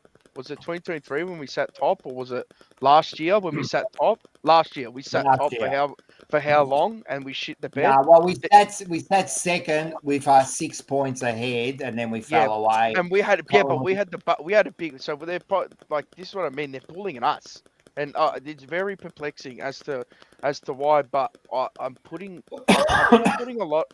Not a lot of it, because you can't heap it all on one player, but I think the key turning point in their year as to why they've had this downfall, I can only pinpoint it on one thing, and that's Bobby Hill. Because whatever has happened with him, you can clearly see that it's upset the cart. It has. And again, for all you Collingwood supporters in the chat, I'm not trying to be a smartass. This is just me taking my Carlton hat off. Like, don't get me wrong, I'm happy seeing you shit, but like, you know what I mean? It's just, it's wild. It is wild. It's perplexing. It is very perplexing. What's happening with Bobby? Like, is Bobby coming back? Is it a personal reason? He's not playing this week. Mick, is he playing this week? No, he's not playing. He's it's been indicated to the fans from a presser that McRae had that he might not play for the rest of the year, and so he hasn't. He's been missing a lot of training, so he hasn't. He's not up to the training loads that with the rest of the group, and obviously he's got a lot on his mind. So. So So it's definitely made a big difference, and also how in the back lines made the difference. But Oh yeah, man, you've got to be able to cover those things, and you've got like a couple of weeks to fix those problems. As I said, Melbourne's going to go out hard this week. They'll definitely want to put a bloody well, put if a there's damper any in the team that can weekend. do it, look, let's be real here. If there's any team that can do it, it's probably them. That can turn it around. It's probably It's Collingwood. gonna be, it's a probably great, Collingwood. except for Thursday night's game. It's actually a good round this week. I don't see any issues with Collingwood and Melbourne. I just don't see them having any issues coming up against Melbourne. I think they'll touch them up. They'll get the job done. They'll touch them up. They won't. Hey, sure. They're not going to lose. They're not going to lose. They're not going to lose. They may lose top Hey, four. but what but they're happens, not gonna right? lose.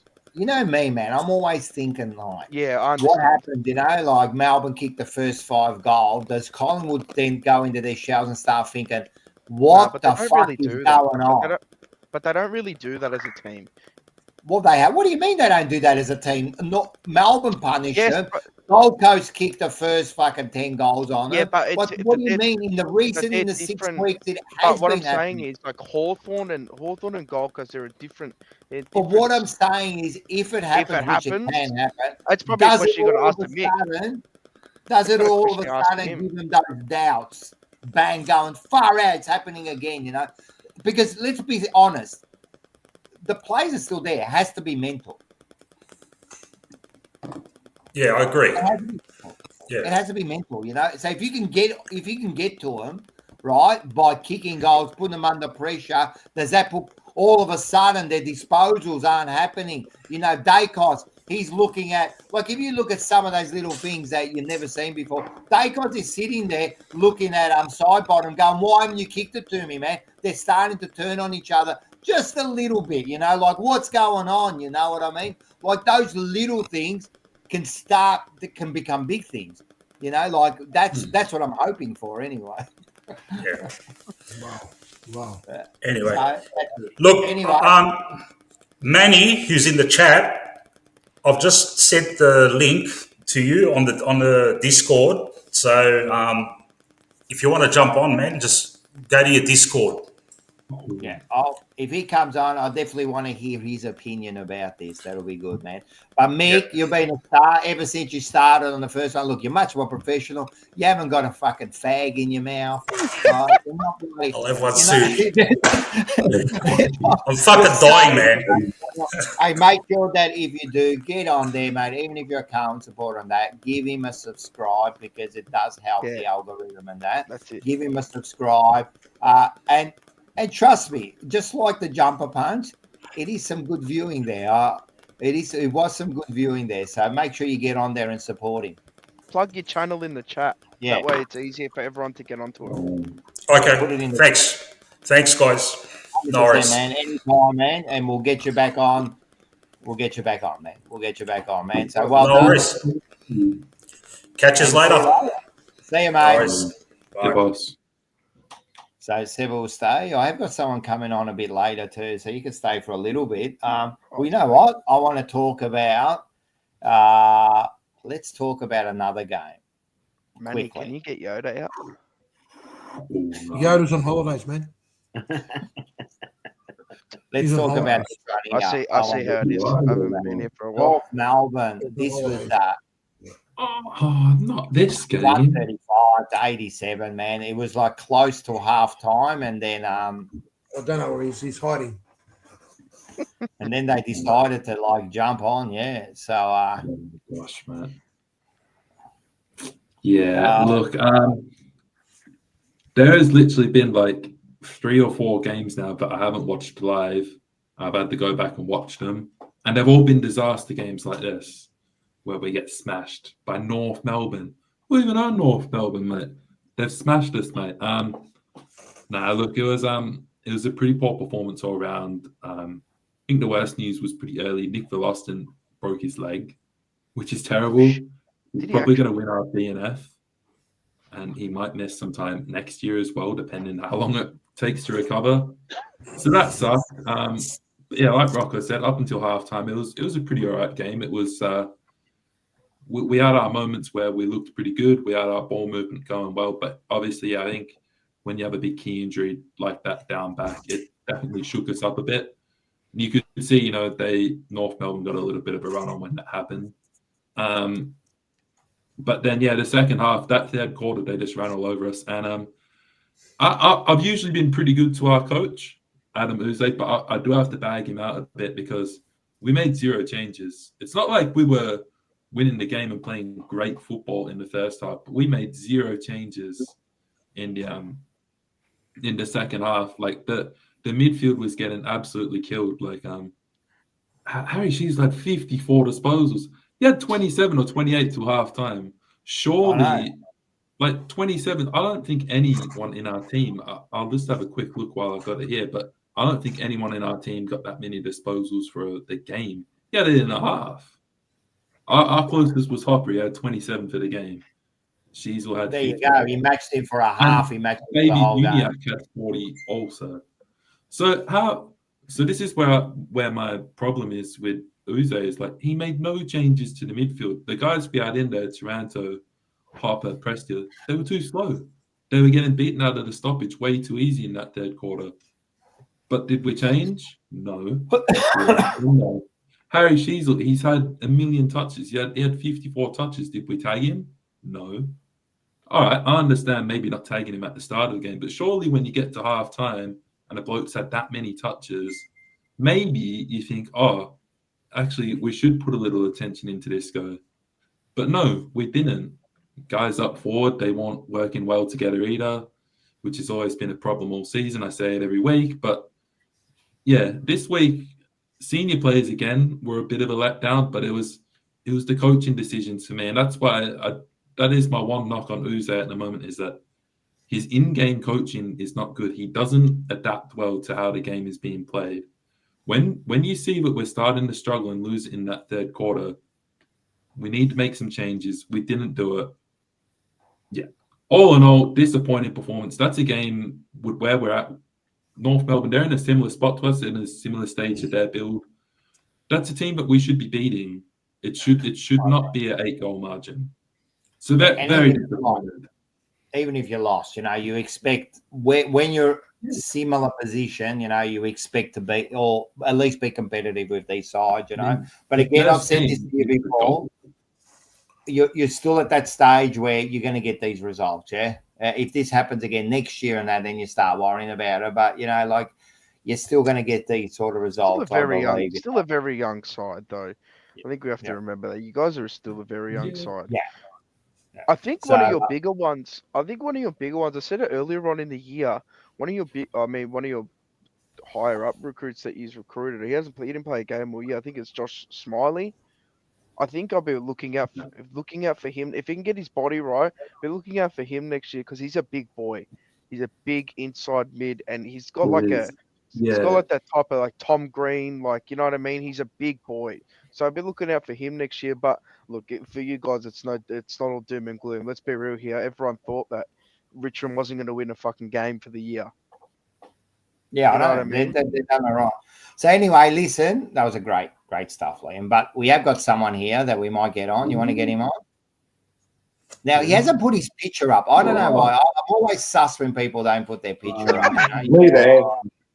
You must be ugly like all stuff that your mum won't even look at you for you not to put up your picture. But anyway, you got my picture in chat today. I've got an overpass. The camera fucking plays up. That's not you there. Hey, Rocco, you got my picture in chat today. Look at my face in chat today. That's me to my like. I can't. The internet plays up. What are you doing there, Rocco? Yes, buddy.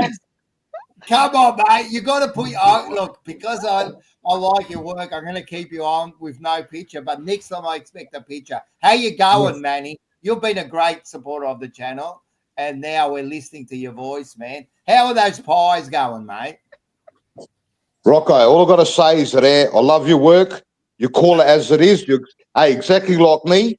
No malakias, straight to the point. The boys, our team here, it's time to grow some testicles there. The connection is fucking putrid inside 50, right? No connection, right? We're lost on the ground, senior football list, can't get the job done. We've dropped the last 5 games against top 8 sides, right? And everyone thinks that we still got a chance to win the flag. I'm telling you, if they don't come out against Melbourne and give it a 60-point spanking, we've got no fucking hope there.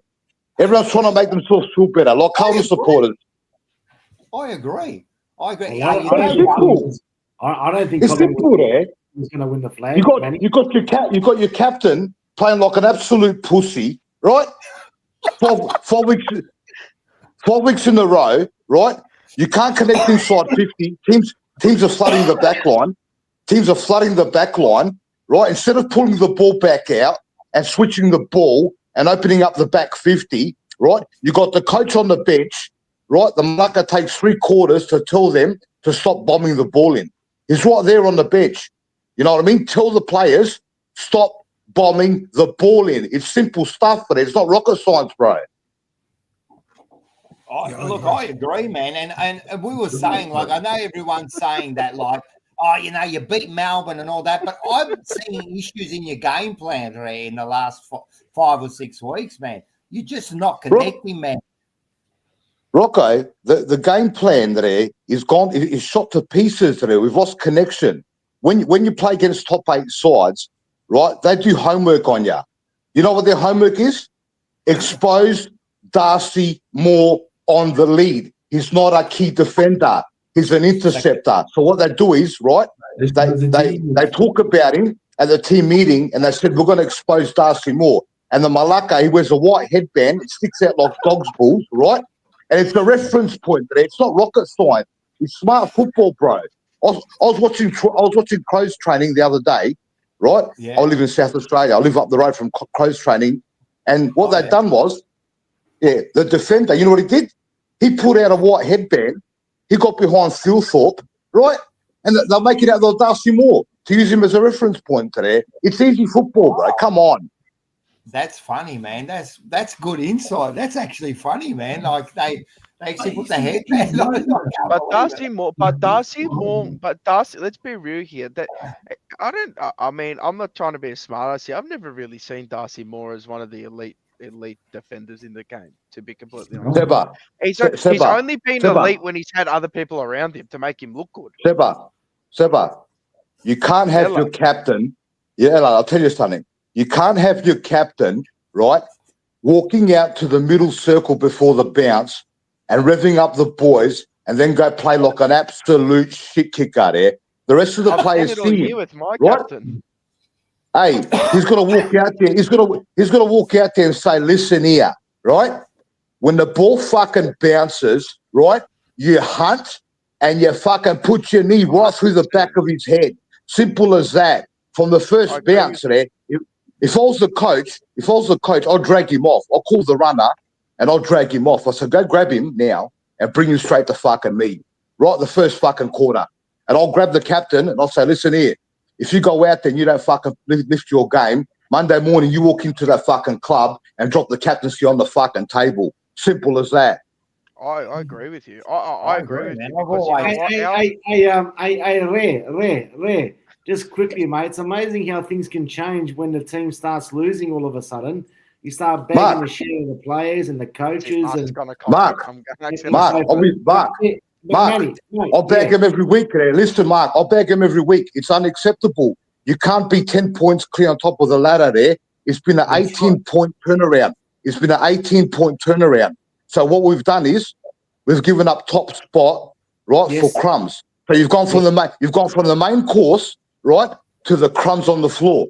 It's a disgrace job. It's not good enough. And who says next year, right, you're going to be in the top 4? We're relying on results now. So Manny, just quickly, just going through that concept there. Where do you think that you'll end up by finishing on the ladder then, or do you think you'll end up making the grand final? What? Tell me straight up, Mark, mate. Straight up. Mark, I'm hoping they come out and grow some testicles, right, and smack Melbourne. I'm hoping for top 4 because I can guarantee you, if we don't finish minimum in the top 4 now and salvage something, we're in trouble there. If we can't beat the top, If we can't beat the top 8 sides now in the last 5 weeks, how are we going to beat them in finals, bro? How are we going to be? And also the coach still doesn't have an idea what our fucking best 23 looks like.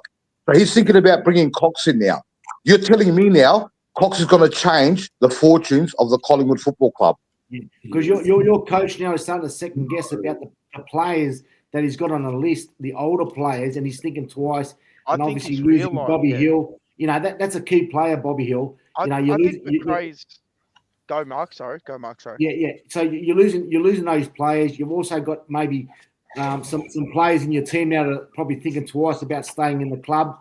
So they might not have that full potential of continuously committed to the club, and you know, the older players. So all of a sudden it's starting to catch you guys.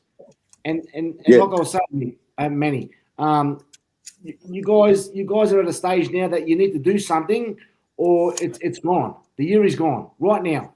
But to beat Melbourne by 10 goals doesn't justify nothing, mate. It means nothing if you beat Melbourne by 10. Well, where's Melbourne sitting? 15th, 16th on the ladder. Mark, it's grand final or fucking fail, right? Correct. Your players need to play. Your players fucking standards right there. I like it. Your players need to play 7 out of 10 consistent football every single fucking week, right? Yeah. If your players aren't playing consistent football every week, they need to be dropped. Simple as that. You got Lipinski doing fuck all. You're relying on a 37-year-old Pendlebury to get the job done, right? Yeah. Lipinski, put your head over the ball and get the job done. The forwards, you got to reject Keane from the Collingwood Football Club.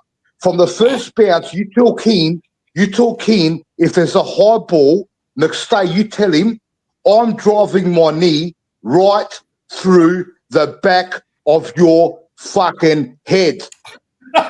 Simple as that. That's how it's got to be done. No fairy flossing and no fucking bullshit. Go out there and be ruthless.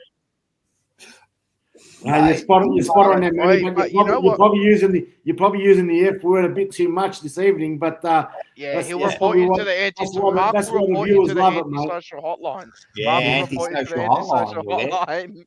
Wait, but you see, this is what I mean, and Rocco, this is what I think you and Mars have been harping on about it for ages too. And you know what, Liam, the Tiger supporters do too. It's fucking standards, mate.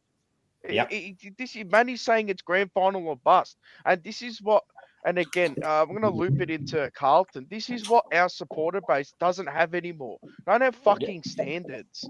You know what I mean? Every club should have these standards. Yes, I mean, yes, you have to know where you are at a certain point in time with your club. But for fuck's sake, you have to have standards. And I love it. I think he's completely spot on. And with the McRae thing, I think McRae's now realizing, you know what? I think we're in a bit of shit here because they've gone and picked up Dan Houston, which I'm not saying it's not going to work out, but at the moment it's not working out, right? They've picked up Dan Houston. They've got no draft capital. So what do you do now? They've got they're under 23. Like their players under 23. They don't have many good ones, if any at all.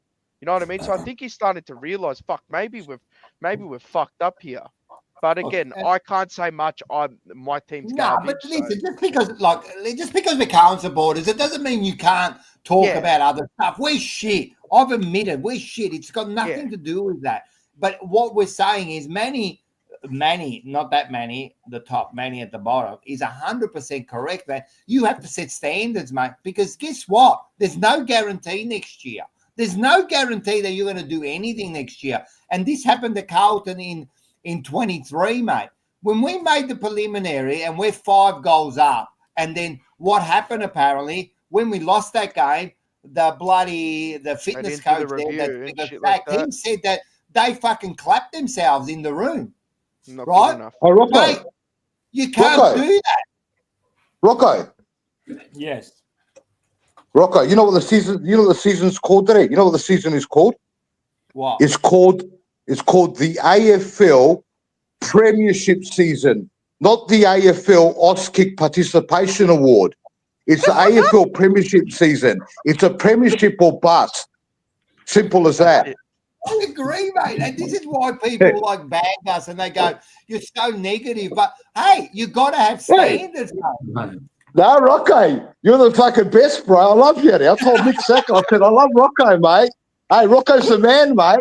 Simple. What about me, Bello? What about me, Bello? Nah, Rocco's ruthless today. Mark, Mark, 8,000 days. 8,000 days BC, relax today. 8,000 days before Christ today, relax today. Come on today. Rocco's a pushover. He's a pushover, Rocco. Mark, 8,000 BC there. 8,000 BC. Come on, bro. 8,000 BC before Christ. Are you kidding me or what today? You'll be coming soon, mate. You'll be coming soon. Hey, listen, before you go, Manny, you're a star, man. Before you go, there is someone in the chat who disagrees with you. Let's just hear what he's got to say, right? Let's just hear. Oh, that malaka. That fucking Achristo.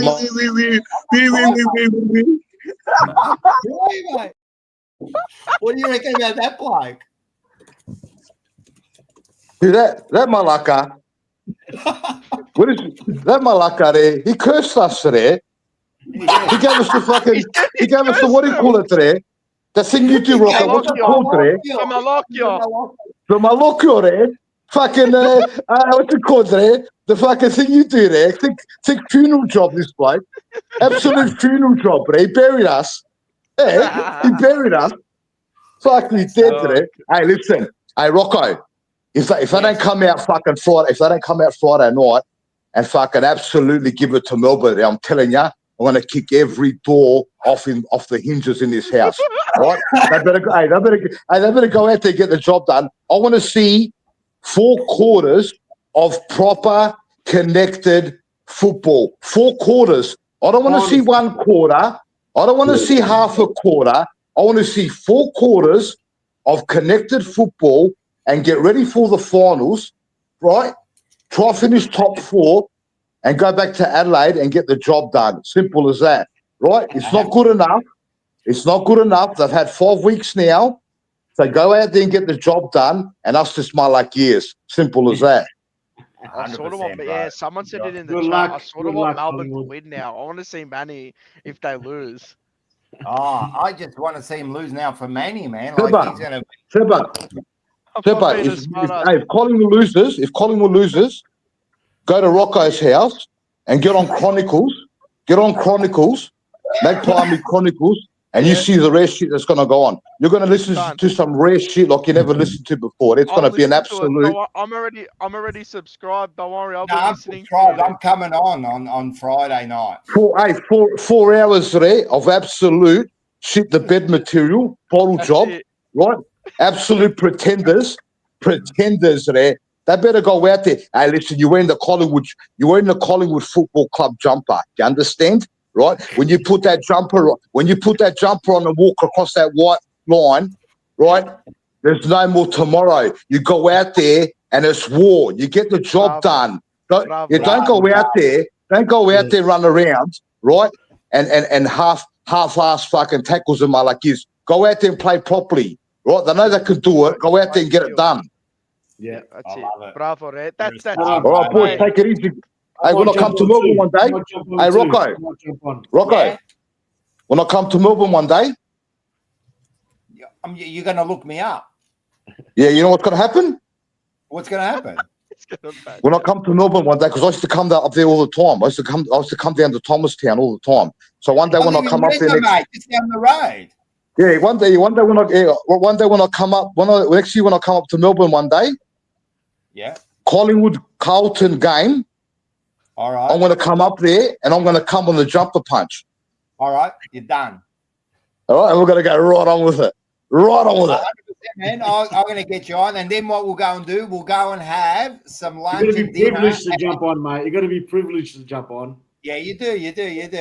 And we're going to go and have a meal at North with Ange. How's that sound? Yeah, fucking oath. And we'll call it as it is, like you do. Call it as it is, right? Everything from six spatula like you there, right? From top to bottom, every single detail of the club there. You go from top to bottom, and you just go through everything there like an inspector. Rocco, the inspector. Yeah, buddy. I love it, Right, man. mate. Hey, Manny, What next an year, mate, we'll be unit. talking about the draft picks, mate. That's all right. Next year, we'll be talking about draft picks, mate. We haven't got any there. We haven't got draft picks. Next you're year. like us, Next year. They got Next none. year. Hey, Yeah, don't we worry haven't got about draft picks today. We have to go to the future there. Future first. Yeah, that's right. You'll be towards the bottom of the ladder next year, mate. Draft picks. You're like us, man. No draft picks. We Yeah, gave away- the Collingwood Football Club might open a rest haven up there next door to the Collingwood Football Club, a rest haven, right? With wheelchairs and that, and taxi cab vouchers and shit, right? And get them all in there. We'll see what's going to happen. Fuck it, hell. Hey, Shit. That's you have a good hilarious. night, man, and we'll catch you next week. Bravo, Manny. All right, Manny, Liam, Mark, Seba, Rocky, Yasu boys, have a good night, all right? Up the Yes, fuck up. Manny, yes. Hey, I better go out there. Yasu, Thank you, Manny. Legends. Oh, boy. What That a was fucking legend. That was Passion. a That goal, man. is That's the passion. first time I've seen Collingwood supporter just even being fourth on He the ate ladder. him alive. He ate him alive. Hey, I'm telling you, man, you miss out, you're done. You're done. You got to be careful, man. You got to be ruthless these days. So, and that's it. All right, man. Hey, listen, I'm gonna head off. I'll let someone else you come head on. off, You and I got someone you got else to come on. $5. You got $5 from Ben Zero. Oh, here we go. Here we go. Good There we man. go. They don't Yeah, show right. up for some reason. So Yeah, Ben fuck. Zero, Manny Fuck is it. my spiritual animal. He is a star, man. I think we've found a I'm star. off, Well guys. done, Manny. All right, Seba, Carlton- thanks for coming Carlton on. will win Thank you, by Seba. 85 points this week, and fuck the Bombers. Actually, we'll See be you talking guys. about that very, very Anyway. soon. See you, mate. See ya. How good was that, man? We're going to get someone else here. We're going to get the captain. We're going to get the captain coach here, man. How are ya, Michaela? How are we? How good was that, mate? Did you enjoy that? That was awesome. I was saying in the chat, Manny, you might have another new and improved Manny to fight with now. I'm telling you, man, they're lining up, these people, man. They're bloody lining up, man. That They all was want to really jump. refreshing. That was good. How you going, mate? How's things? Yeah, good. Very good, mate. Very good. Can't, as much as we have had a shitty year, how can you be unhappy with a win? We've got to take the good where we can have it. Yeah, 100%, man. And we said that. It's still shit, but sometimes you got to take those little wins and just move on. It doesn't mean anything for the year, but hopefully but we'll talk about that in a sec. So I got you on to talk about that. But what we'll do first is, because I think it's going to be a bit of a we'll go on to the first one, which is this one here, the $2 million man. 11,975 to 11,1177. Lord Nelson. That was the game. And Marco, you watched that? Yeah, I did certainly watch You the game. almost took it at the end. You almost took it at the end. We certainly did, guys. And I just thought my heart was saying, let's win. But my mind was telling me, let's lose. Why? Because we want the draft picks now, Rogo. Come on, man. It's all about, You can't do that, man. You can't do that. That's what it's all about now, Rocco, man. It's all about That getting doesn't guarantee you're going to get a good player. No, Like, it doesn't. And that pick doesn't 4 could be better than pick 2. Correct. And I've got a theory about that. The last 10 years. In a theory. We can speak about that a little bit later on. But yeah, my heart was saying let's get the 4 points. But what does the 4 points mean? I think it could have gone either way. The game was quite, they didn't even play it on TV. It was on Fox. It was probably more exciting to watch than the other game that was presented from Fremantle and Brisbane. I think it might have been, or there was another team. But look, another debutant. That's number 15 for the year. 15 debutant players for the year. Reece Ewan. Look, he looked all right. But I've never seen this before in football. And obviously we still had a couple more injuries in Laverde and McMahon, which he was a mid-season draft. He kicked, I think up until 9. He kicked 9 goals in the last 3 games. And what happens again? Another fucking injury. It's been like that all year, Rocco and boys. It's just been like that continuously all year. So I hate your team, but you have been absolutely. I think I think no regrets. He gave you the Malocchio too, mate, this year. Like he's giving everyone the Malocchio. I think he has been. He's cursed us all, man. I've never seen a club or a team with so many injuries in the year. I think, like I was saying last week, in our VFL side, we had two or three listed AFL players in the comp. So devastated. But look, the umpiring again. Look, I'm not going to harsh, and I'm not going to go too long on umpiring, but there was a crucial decision towards the forward pocket in the secured or forward line there, where the umpire threw the ball up, and no St Kilda ruckman went up for the ball. Clearly, the umpire said 3 times, no St Kilda ruckman, no St Kilda ruckman, no St Kilda ruckman. And he even said at one stage when Mason Wood was just about to go into the ruck, he goes, no, Mason. And play on. Ridiculous. Umpiring is ridiculous. It was a bad weekend for they got hooked a couple of times, man. They seem to get it wrong every week. Somehow they get it wrong every week. Yeah, and it was a bullshit umpiring.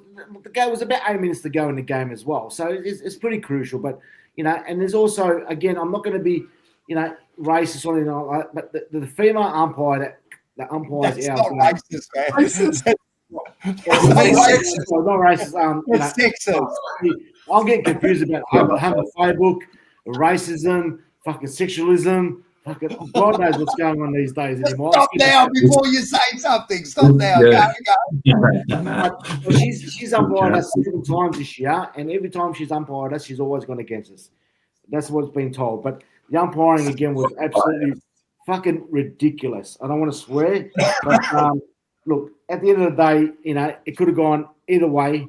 I think we're starting to get a little bit of momentum going with these young players. They're playing every week, and I just think we just keep on putting new players into the side for the next couple of weeks, because we're playing Carlton obviously, and we've still got an extra game next week. So look, the heart says win, but the mind says don't win, because we need to drive. I gotta ask you about that. Because I watched the game and I was a silly boy because I tipped your team. So I'm actually a little bit sad that you lost. But you said last week that they're tanking. That effort that I saw from you guys, that didn't look like tanking to me.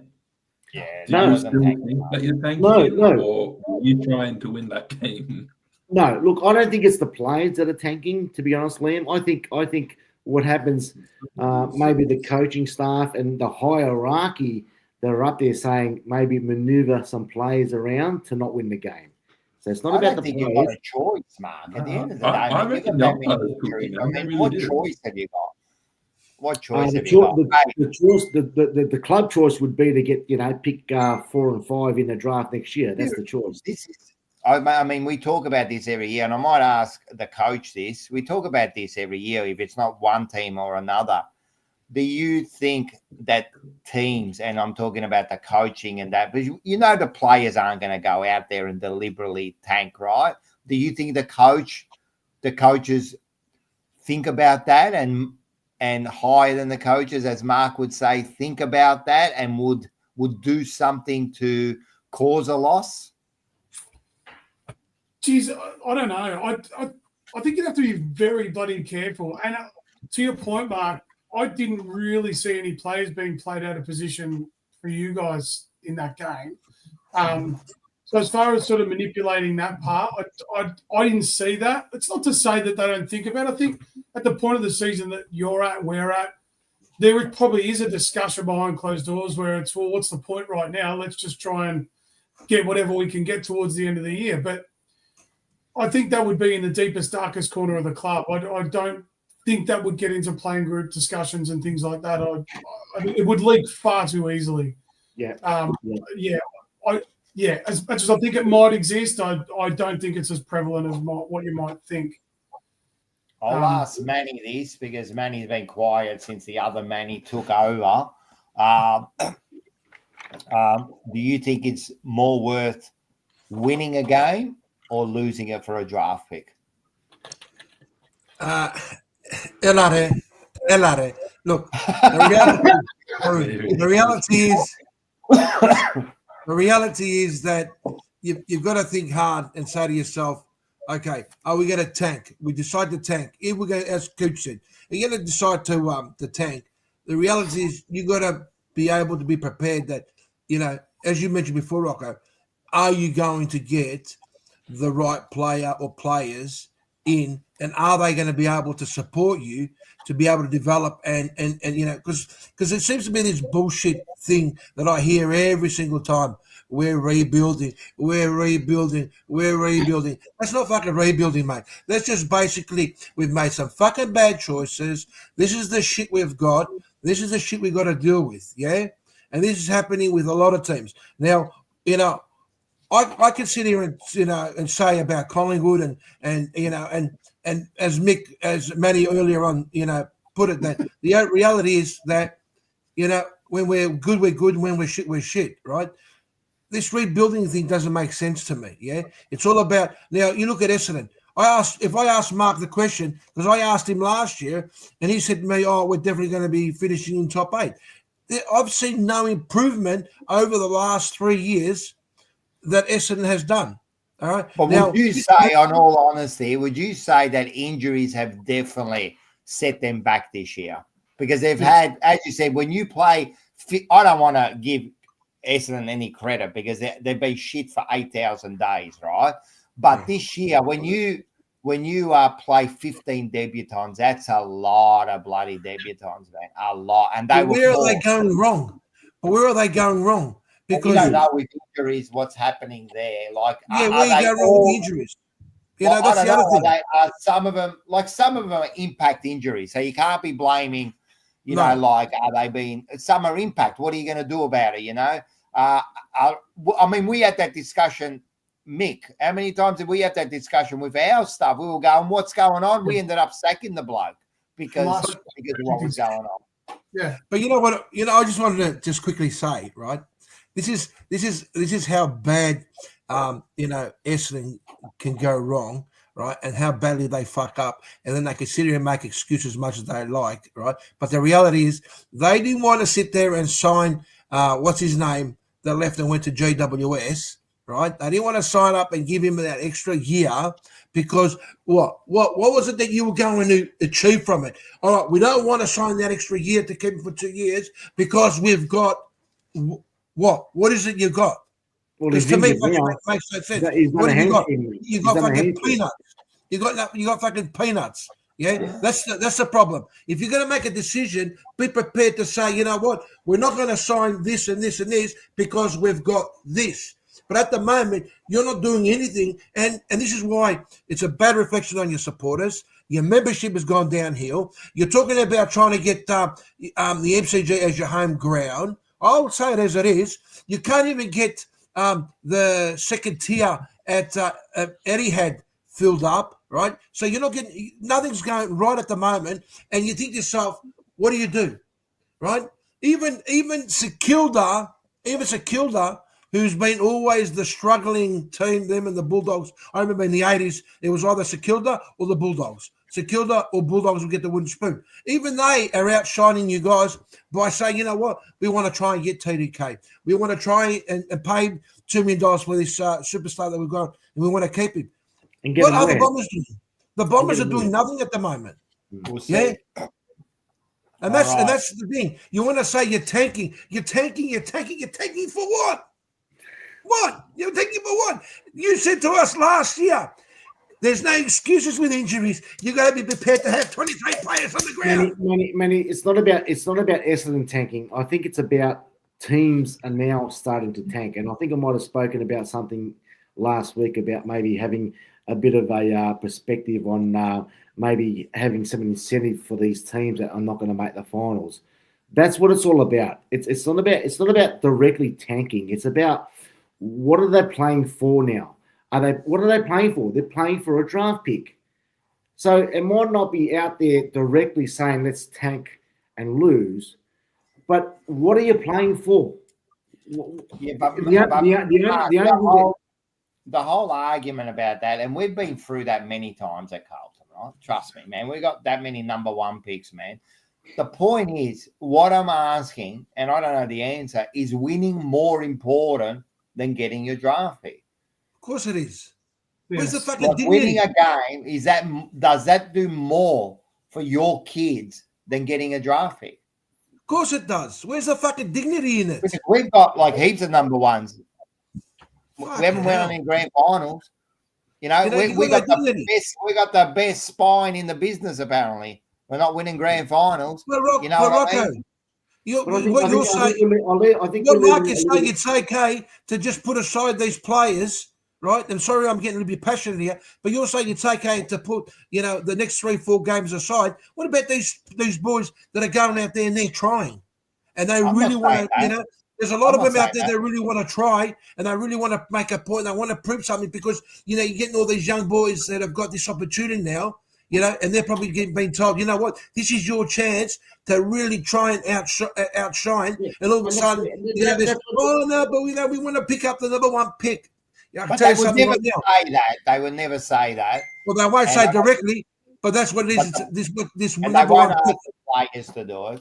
They won't No. ask. No. But anyway, let's move on from this because we got to move on because there is one more game before we get into the big rival game. The big rival game. There was a game. Let's not forget, mate. 18. You talked about 13 goals. We kicked 18 goals, mate. 18-10 to 9-10. Man, we won by 60 points. 60, what is it? 60. What is it? 54. Oh, 54. 54. 9 goals. Sorry, 9 goals we won by. And 54. Harry kicks 7. And the big difference for us was Sam Walsh comes back. The Terminator comes back. Everyone forgot how good this kid is, man. Like, everyone just disregarded him. The Terminator in Sam Walsh is a fucking star, man. He's not going anywhere. And he made a huge difference to that side by getting some pace and some run out of the midfield. And I picked him as best on ground. Some people are picking Harry. You kick 7. I mean, it's hard to go against that. But Mick, what do you reckon? In the words of Rodney Roode, Sam Walsh was dancing around like a duck on a hot plate. He was, mate. He's sidestepping. His ability to get around players was like he had not missed a beat, and that was very, very refreshing to see. But like you said, it's hard to pick between the two because Harry, for the first time in a long time, took full advantage of the fact that no defender could hold him down, and and kicked a nice healthy bag. So yeah, I mean, between those two, and then a couple of the kids once again, like Cowan, just every week just seems to grow and grow. Yeah, I like Cowan. Probably real doesn't, you know, for the people that desperately want Sauce to stay, not for the Silvani name, but for the fact that he plays that role well. Cowan's got that sewn down now, I think, well and truly. I agree. I don't think that's going to hurt too much. Cooper Lord again, like he's again just the ideal type of insider that we kind of need. I know him and Hewitt. I think you said this the other night. They kind of clash a little bit, but they finding a way to not get in each other's way and still both getting plenty of the ball. So, and look, another point that I really wanted to raise was, and I think, again, these guys said this last night, but, Motlop and Evans, and I'm not going to put Fogarty in the mix because, with respect, I don't think he's just up to it. But those two, even Motlop, who I've flogged plenty of times throughout the year, I think we're finding, if you look at his heat maps for the last 6 weeks, he's playing that predominant forward role now. They're not pushing him all the way back to the fence for 60% of the game.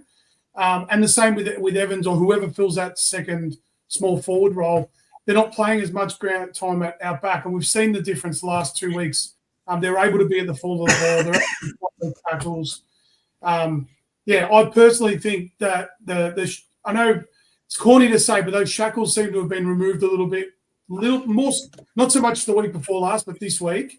You could see that free flow ball. There was a little bit less structure, but in a positive way. I think we hunted in packs. We did all that sort of stuff I didn't see as much of this players second guessing themselves. And I won't say that Port Adelaide were a competition that was worth in the weekend. They were horrendous. But They he were, took 4 as Mars would say, they were poo. Yeah, they really were. Depleted. Yeah, No, but they it weren't was just depleted. nice. I mean, we were depleted too, if you want to look at it like that. But they were just poo. It just. I was saying this to Liam before. You know, you're in the same position. You expect like that same kind of level because we're both playing. Like they were above us. So everyone that says, "Oh, you should have beat them," they were above us. Like they make it sound like oh, you know, oh, now they're shit. You know, like a lot of people picked Port Adelaide to beat us. You know, but they were poo. They were they did not come to play. They did not come to play. And so it was good. And you did mention him just quietly there, but JP's very own now, Frankie Evans, man. Uncle. Yeah, he's we love him, man. He plays with passion. I love him. You know, people say sometimes in a traumatic head collision, you can start talking in a different language and your accent can change, that sort of stuff. Maybe that was the thing he needed to switch the footy brain on. Maybe that concussion snaps, because since then he's been phenomenal. Yeah, he's been really good, man. Ever since then, man, he's been.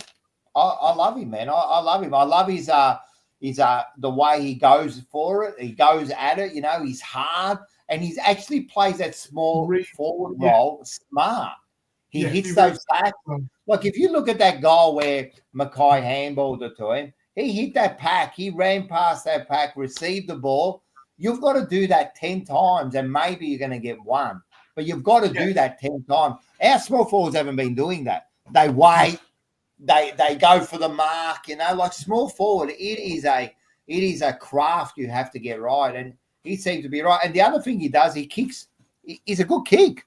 He's a good kick, man. So, and that's what you need. So you're going to get maybe, you know, you're probably going to get 6 or 7 possessions. You're probably going to get 2 or 3 shots. Well, you have to capitalize, and that's what he does.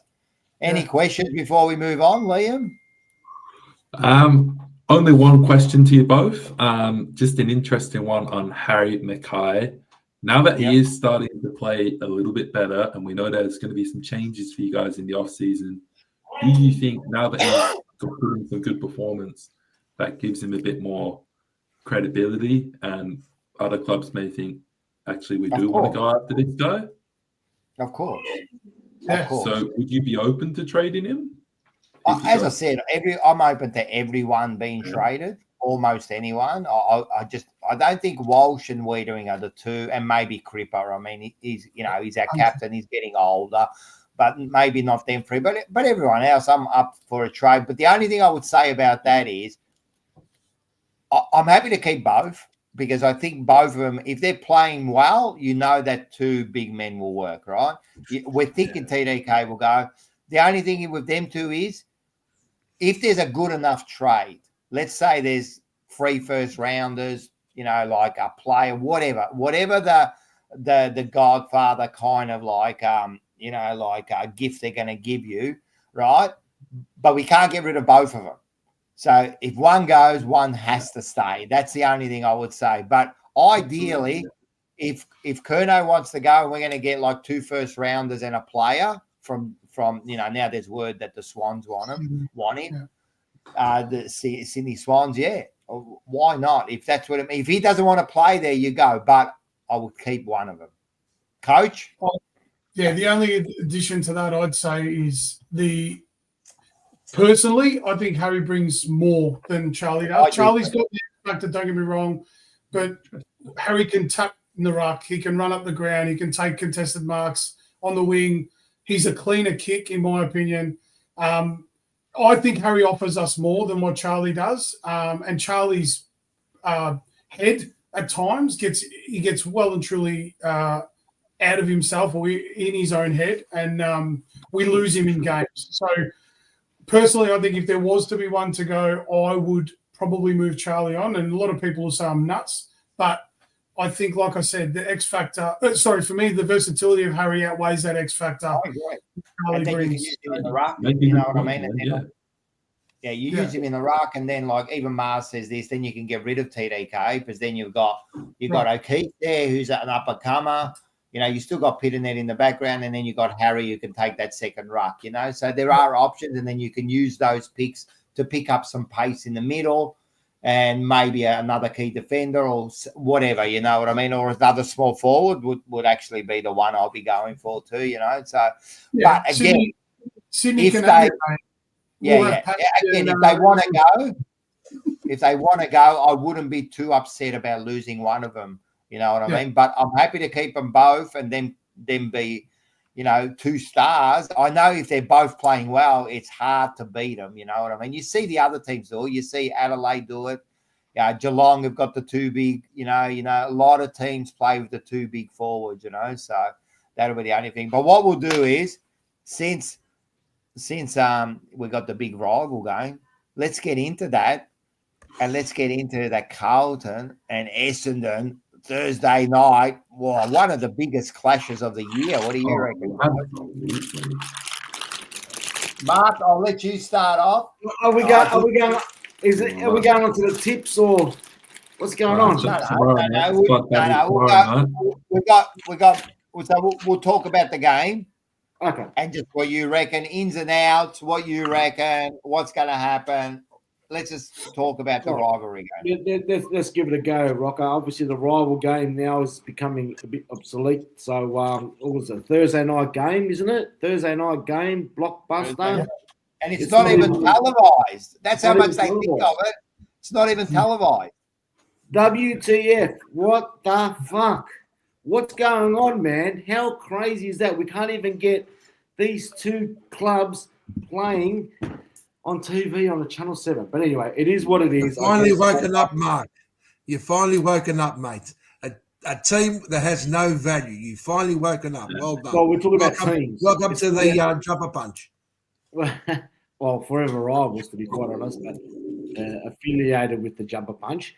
But yeah, so look, I mean, you know, the only thing I could suggest at this stage is that we might have a couple more debutants playing on Thursday night. So kudos to the Bombers, mate. Thrown 1 or 2 extra players. I think the crucial point of this game would be to keep Cripps and Walsh quiet. For some particular reason, every time we play Carlton, these 2 players just seem to destroy us. I'm not quite sure what it is, but we can't tag them, and they seem to destroy the Essendon Football Club. So if we can get these 2 guys quiet tomorrow evening, defend well, rebound well from defence, and be efficient, which is the key these days. I'm sick and tired of hearing this word turnover. Rebound efficiently off the back line. We will have a chance. Obviously, you know, the last probably 2 or 3 weeks, I reckon the Essendon Football Club have been a little bit consistent. We're getting the younger players playing every week together, and that's a good thing. They're starting to, you know, come together along as a team. And if these boys can continuously play well tomorrow night, I think if we can create some spirit, effort. Look, my heart is saying Essendon, and my mind is saying Essendon, because regardless if we win or lose, it's not going to affect our position on the ladder. So go the Mighty Bombers, mate. You know, we have to beat these Spuds tomorrow night. Come on, Bombers. We've lost 11 games in a row. There's got to be a win coming around the corner, and this is the opportunity for us to do it. Let's show these boys. Let's get these young kids jumping and get some 4 points, and let them sing the song, mate. Let them sing the song tomorrow night, Rocco and Coach there. But come on, just get the 4 points, regardless where we are on the ladder. Mickey boy, what do you reckon about tomorrow night? First of all, I'm very, very happy to see Camporelli getting another game. We got Lucas playing a game, yeah. Yeah, so I dare say they're going to run him through the guts in that Cooper Lord sort of spot. Potentially maybe see him float forward as well to play that small forward role, rotating through, because Will White could probably do both of them as well. So that'll be interesting to see how he fits in. But, yeah, as much as I want to be nice, Mark, I don't think it's going to be a friendly game for you guys. I think we're going to come off the momentum from last week and, probably have a pretty big I don't think, I think someone mentioned in the chat before, I don't think Goldstein's gonna have a nice night out. Zach Merritt coming in might be a little bit dusty. 250th game. I was going to mention that, Coach. 250th game for Zach Merritt. Yeah, big game for him. But we all know footballers don't give a shit about that stuff anymore, Mark. They don't play. Yeah, I know. Oh, well, I agree. I know what you're saying. Yeah. I think it's going to be a big night out. I'm hoping we hit the last game of the year with a high, same as you want your guys to, mate. But I think it'll be a Carlton win, and I'm tipping it's probably going to be a significant one in my eyes. So, although Coach, we have got an extra game as well, mate. So it's not our Carlton by 60 points. Oh yeah, you guys do too. Yeah, I know, but it might as well be your last game because Suns are going to eat you up. But I in all honesty, if we lose, I can't see if we do lose, we are tanking. I can't see us losing, man. Like up the momentum, Walsh is back, Mackay's kicking goals. You're just injury after injury. You're coming in there. You're just limping over the line. Seriously, we cannot lose this game. But I do expect you to put up a bit of a fight because you have been putting up a fight in the last few weeks. But I can't see us losing this game, man. And I'm wrapped to see Camperelli play the last game, man, because as you said, like he's one of our future stars, man. The Camperelli boys are good, you know. So when you see these kids coming in, getting ready for next year, that's what I'm looking forward to. But apart from that, last game, just get out there. Did I really see much last week? Yeah, as I said, they were just poo, man. They weren't any good. Port Adelaide. We played well. Did I really see a change in the game plan? A little bit. They moved the ball a lot quicker. Will that happen again? Yeah, I expect it to happen against Essendon. I don't think you're going to keep up with us, but we'll see next year. What do you think the crowd's going to be? The attendance? I reckon they'll get 54,000, maybe. Oh, right. $7 tickets, boys. I'll grab one. Yeah, well, last time we were giving away tickets and we still couldn't get more. Amazing how things are changing now, isn't it? 100%, man. Like, you're not making finals, man. You're not making finals, and you're getting pissed off at the club. They start talking with their feet. Man. But you can't. You might say, all right, at the moment they're coming to the end, but you can't doubt our attendance. We have one of the highest attendance still the last 3 or 4 weeks, man. But I think now people are just starting to get a bit annoyed with the whole situation, and they're talking. And it's a Thursday night game. Yeah. I don't make excuses. I go, but people, their kids, Thursday night, you know, and I said, I'll make that on top of being. Where are they playing, Rocco? It's a no game. Rocco, are they playing at the MCG? No, Tasmania. Because if they're playing at the MCG and it starts to rain, you know that really affects the Bombers because they like playing with a closed roof. They have been renowned to play with a closed roof. So, look, good luck to the Bombers, but I reckon there's going to be a porn movie on the Thursday night, Carlton by 60 points. Yeah, listen, and he's absolutely right. I think that's Alexander. He's absolutely. We lost to Richmond round. I can honestly say we can't see us losing. No guarantee. I said that if we lose, I wouldn't be surprised. I would not be surprised. Don't get me wrong. But if you're going to ask me honestly today, I'm going to say we're going to win this because I truly believe we'll win this. You know. But I could. Hey, if we lose, I will not be shocked. I'll just go, that's us. Oh, fucking that's us, man. Like, that's what we're on. That's it. So that was the season that was. Remember that VHS tape? That was the season that was. I love that, man. That was the best, man. That was the best highlights. I used to love those videos, man, because that's the only time you got to see like some footage, but you didn't get to see much footage. Yeah. So that's it. All right, man. We'll move over. Thanks, Mick. Thanks, guys. I've got one more to add, Rocco. I forgot to mention this earlier. Just quickly before you get here. This is one for Manny that you guys talked about Bobby Hill. Now, I won't reveal my source, but I can tell you from a very reliable source, he will not play again this year.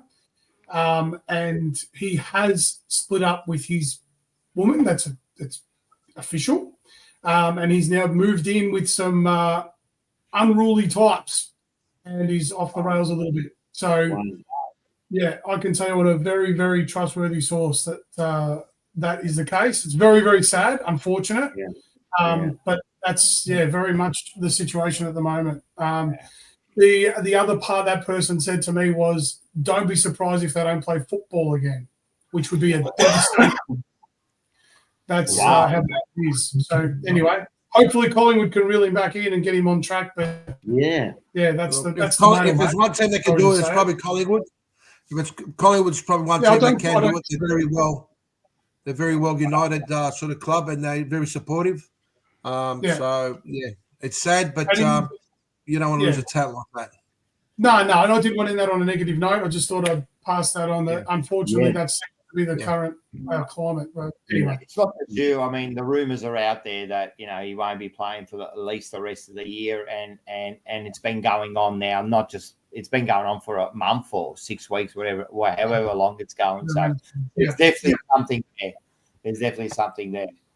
All right, thank you very much. Coach, you are a star also, man, and we'll see you. Well, I'll see you in the chat. Yeah. Thanks, guys. Done. See you, mate. Let's go.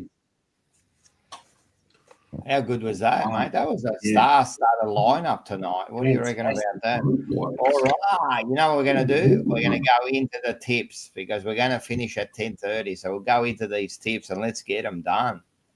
Before we go, first of all, thanks to Peter for this. He always does this. Thanks, Peter Blueback. You're a star, mate. Saints hold on to a thrilling victory. Look at that. And they did. The Kangaroos absolutely smashed it. Oh, look at the Blues, man. Witches hats. Wow. We just running around. Those pies are getting cold. Look at this one. Free kick Crows, man. 59. That must have been heartbreaking because you thought you had a chance there, didn't you? You thought you had a chance. And the other one we're going to go into is quickly this one here. The ladder. And I've also got the projected final ladder after what we think is going to happen. So you got the ladder here. You can quickly go through the ladder, as you can see. Manny? Well, yeah, it's things have changed a lot, haven't they? But Adelaide and Geelong, they've secured themselves the top two spots there. But it'd be interesting to see how Brisbane goes against the Hawks. I think the Hawks are going to miss out. Brisbane's going to miss out. I think they're going to be just outside of the top top four, and I think Collingwood's just going to scrape in there. But, I don't believe in these, final predictor and all that jazz. But, it's been they're going on who they think would win. And if that's the case, you think that Gold Coast are going to win its last two games? Well, yeah, I suppose you could say that. And then it's all down to and then Brisbane and Hawthorn. So Brisbane playing over there, you'd want Hawthorn to win if you're. But the one is, it's up to you guys. You got to beat Melbourne. Oh, and look, it's like what Manny said. If we're good enough to be playing finals football, we're good enough to be playing finals football. If we're good enough to play and win it, we're good enough to win and to play and win it. But at the moment, are we looking like we're? No. The only thing is that we're going to be playing finals football, and that's about it at the moment. I'm not holding my breath, but let's. So we spoke about the Blues and the Bombers. Do we choose? Because I know I'm pushing a bit of time because I've got to be out here. We're going to do this now. All right. Let's go for it. Let's go picking. We'll fly through it, but we've spoken a bit about this one. The big rival matchup, Essendon and Carlton, MCG tomorrow night. $7 tickets if you want to go, very cheap. But no one wants to go anyway. Even if you gave me a ticket for free, I'm off to see something else. For the tip, I'm going to stick with Carlton. I want Essendon to get a win, but you guys stuffed me up last week. And that's really upset me. And they're tanking apparently. Carlton is my tip. Yeah. Carlton by 60 points. Yep. Easy. The margin. Essendon by 3 goals. There you go. And Carlton, for me, quite simply, let's keep going down the track. Boom. Friday night, 2 games back at the MCG again. Collingwood and Melbourne. Collingwood, yeah, you have to win this one. But I do think you will. I don't think Melbourne are that great. I won't be surprised if you lose, but let's say Collingwood 3 goals. Yeah, Magpies for me. Yep. Again, I'm just looking at draft picks here. So if Collingwood win, Melbourne stay. We get their 5th pick. So I'm just going through Collingwood at this stage because of my draft pick. Yeah. Unfortunately, after all that, after thinking to myself, look, I want Melbourne to win. I don't think they're good enough to beat Collingwood this week. I still think you'll finish 5th because I still believe that the Suns will take it, but I don't think it's going to be close. It's going to be very close. Yeah. So, yeah, Collingwood, for me. Okay. So then, second Friday game is Port Adelaide Gold Coast down in Adelaide. Mate, Carlton, you guys know Port Adelaide first down. They're no good. Yeah, they're at home, but Gold Coast, 2 games, 2 wins to get to the top 4. Start there. They'll win this one. Suns for me, pretty easily. Port Adelaide for me. Oh, all right. Yep, I think I think win.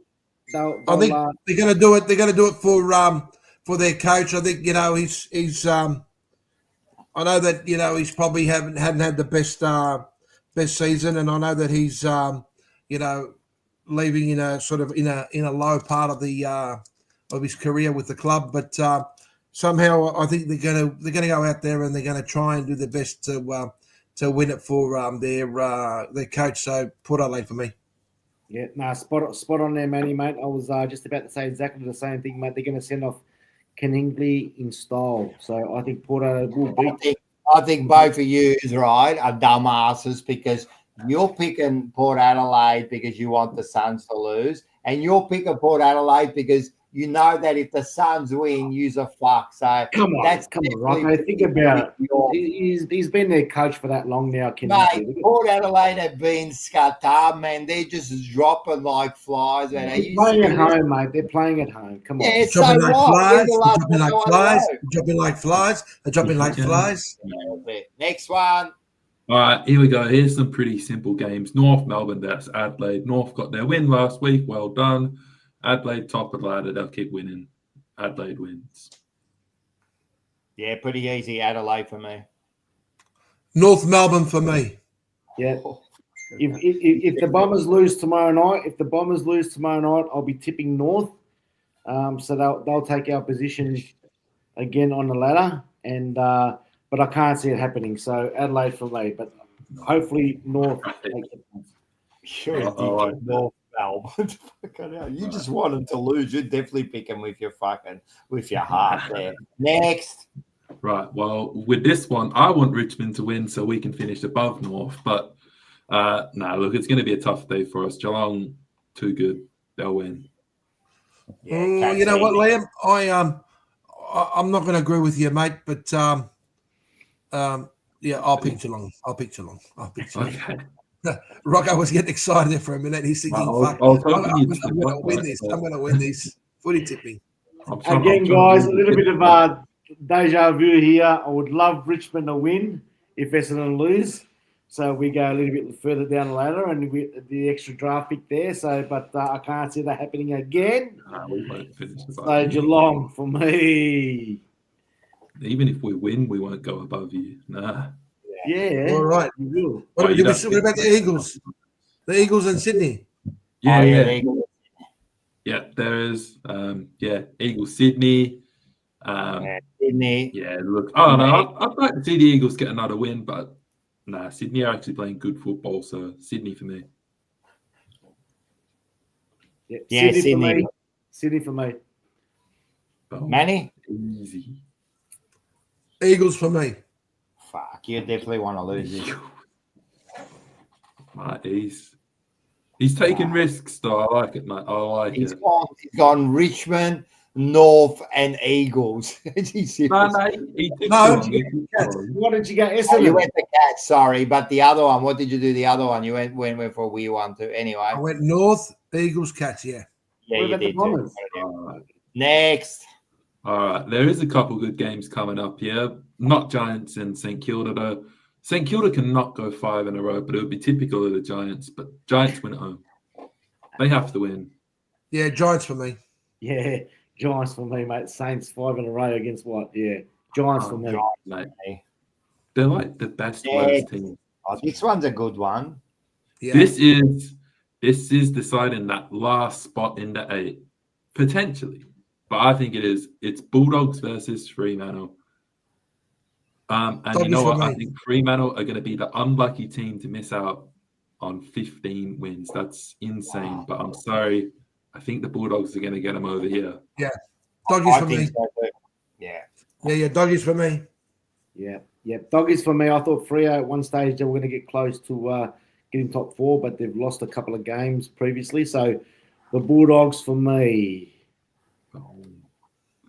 And then that last game is Brisbane versus Hawthorn at the Gabba. This is potentially for top 4 spots, depending how it all shakes out. You don't know. But I do like Brisbane at the Gabba. They're still my pick for the flag, so I'm sticking with Brisbane.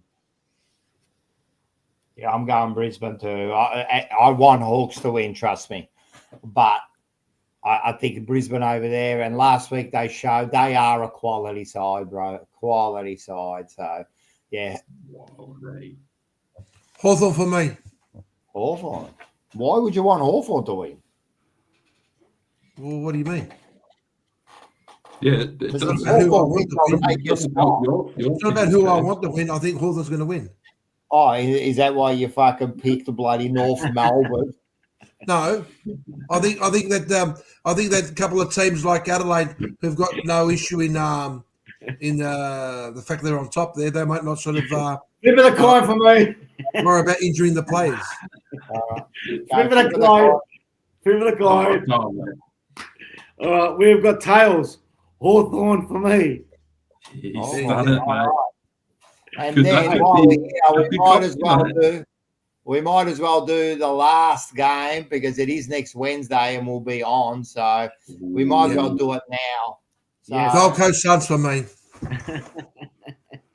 Yeah. yeah, Why not I'm Essendon? going. Yeah, look, man, I can't trust your team, mate. Gold Coast may have a top 4 spot up for grabs. They'll want to win. 100%. Is going to be the upset of the season, this game. We'll mate. see. The upset see. of the I'm season. telling you who's going to be going for it, and that's Manny, man. He'll be going for Essendon in this one. But Essendon by 2 while points. we're there, Upset of the let's have a season. look. I'll tell you the biggest upset of the season that happened this week. Yeah, Rocco's on top. I'll tell you the biggest upset of the season, and that's fucking hell. I forgot to put it in. Yeah, but Maybe you I've got have it. to put it. But I've got it. So what happened was I got 7, Mark got 5, Liam got 5. So they're still on 127, right? I got 7. So I went to 132. And Manny, who was on top, got 4 this week. So Oh, no. I'm on 131. you're on, no, you're not. No. You were 125. You're on 120, 129. And I'm on 130. I'm on 132, 3 in front. What a fucking comeback, man. I was like 10 down. That is impressive, mate. All right. That was like, You like your team, mate. You sliding, mate. What has happened? Yeah. Oh, might just finish like last. that. I don't know where we'll take you this week. It happens every year, Liam. It happens every year. just like Rocco his is team, right? Just like his team, right? He absolutely like slid away. Wait a sec. Five. I could do this. Hold on a second before you go. Five. Here it is. I did end up getting it. And there it is. Just so you know, the Blueies come on Oh, bro, mate. Which Now one, mate? you have picked 4 different teams to me this week, Yep. right? Yep. So you So could it- win it if you get 9, because the last one we picked the same. If you get 9 this week, you win it. Yeah. That's why I've done it. That's why I've done it. It's either make it or break it. All Look right. at that. What's the prize? What's the prize to win, Rocco? What's the prize? What do we do? We'll work it out next week. We'll work out a prize next week. But look at that, man. That is absolutely star performance. You from can't me. work it out. Look You at get that into rock, this. exactly like Collingwood. What a bunch of losers you are. All right. I know that. Look into it, I man. know Look Manny's into got it, to mate. go because Manny's got to go to the airport to pick up someone. So good seeing you, mate. And we'll stay on just to finish off. And All right, guys. Take care. Good luck to your teams. I can't say too much about my team because we're struggling at the moment, but it is what it is. And You're still I there. hope you all have a good weekend. And as Manny would say, stuff you, Ray. Stuff you, Ray. See you, mate. Nah. So, all right, what a guest. And only Carlton is a star, man. So make sure you get onto his Insta. He does the best stuff for only Carlton. Rocco is a tipping grow. I'm telling you, man, I come from nowhere, mate. And Manny just dropped the ball in the last, exactly like Collingwood. As soon as Collingwood started losing, he started getting 3s, 4s, and 5s, you know. So, that's good. But hey, Liam, you can finish as high as second. That's the plan, mate. That is the plan. And Mark, you could finish it. You could just. I'm not making up 6 yet. But Are we going through to the finals, or is it just the home and away? We usually do home and away, but if you want to do finals, we can do finals. Well, we've been doing finals the last couple of years. Let's do finals then. All right. We'll go to the finals. I'll be like the, how do you say it? The home and away champion.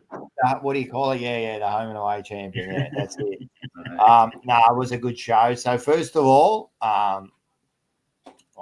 I'm just the people in the chat. What did you love the show? What did you think? Yeah, crying.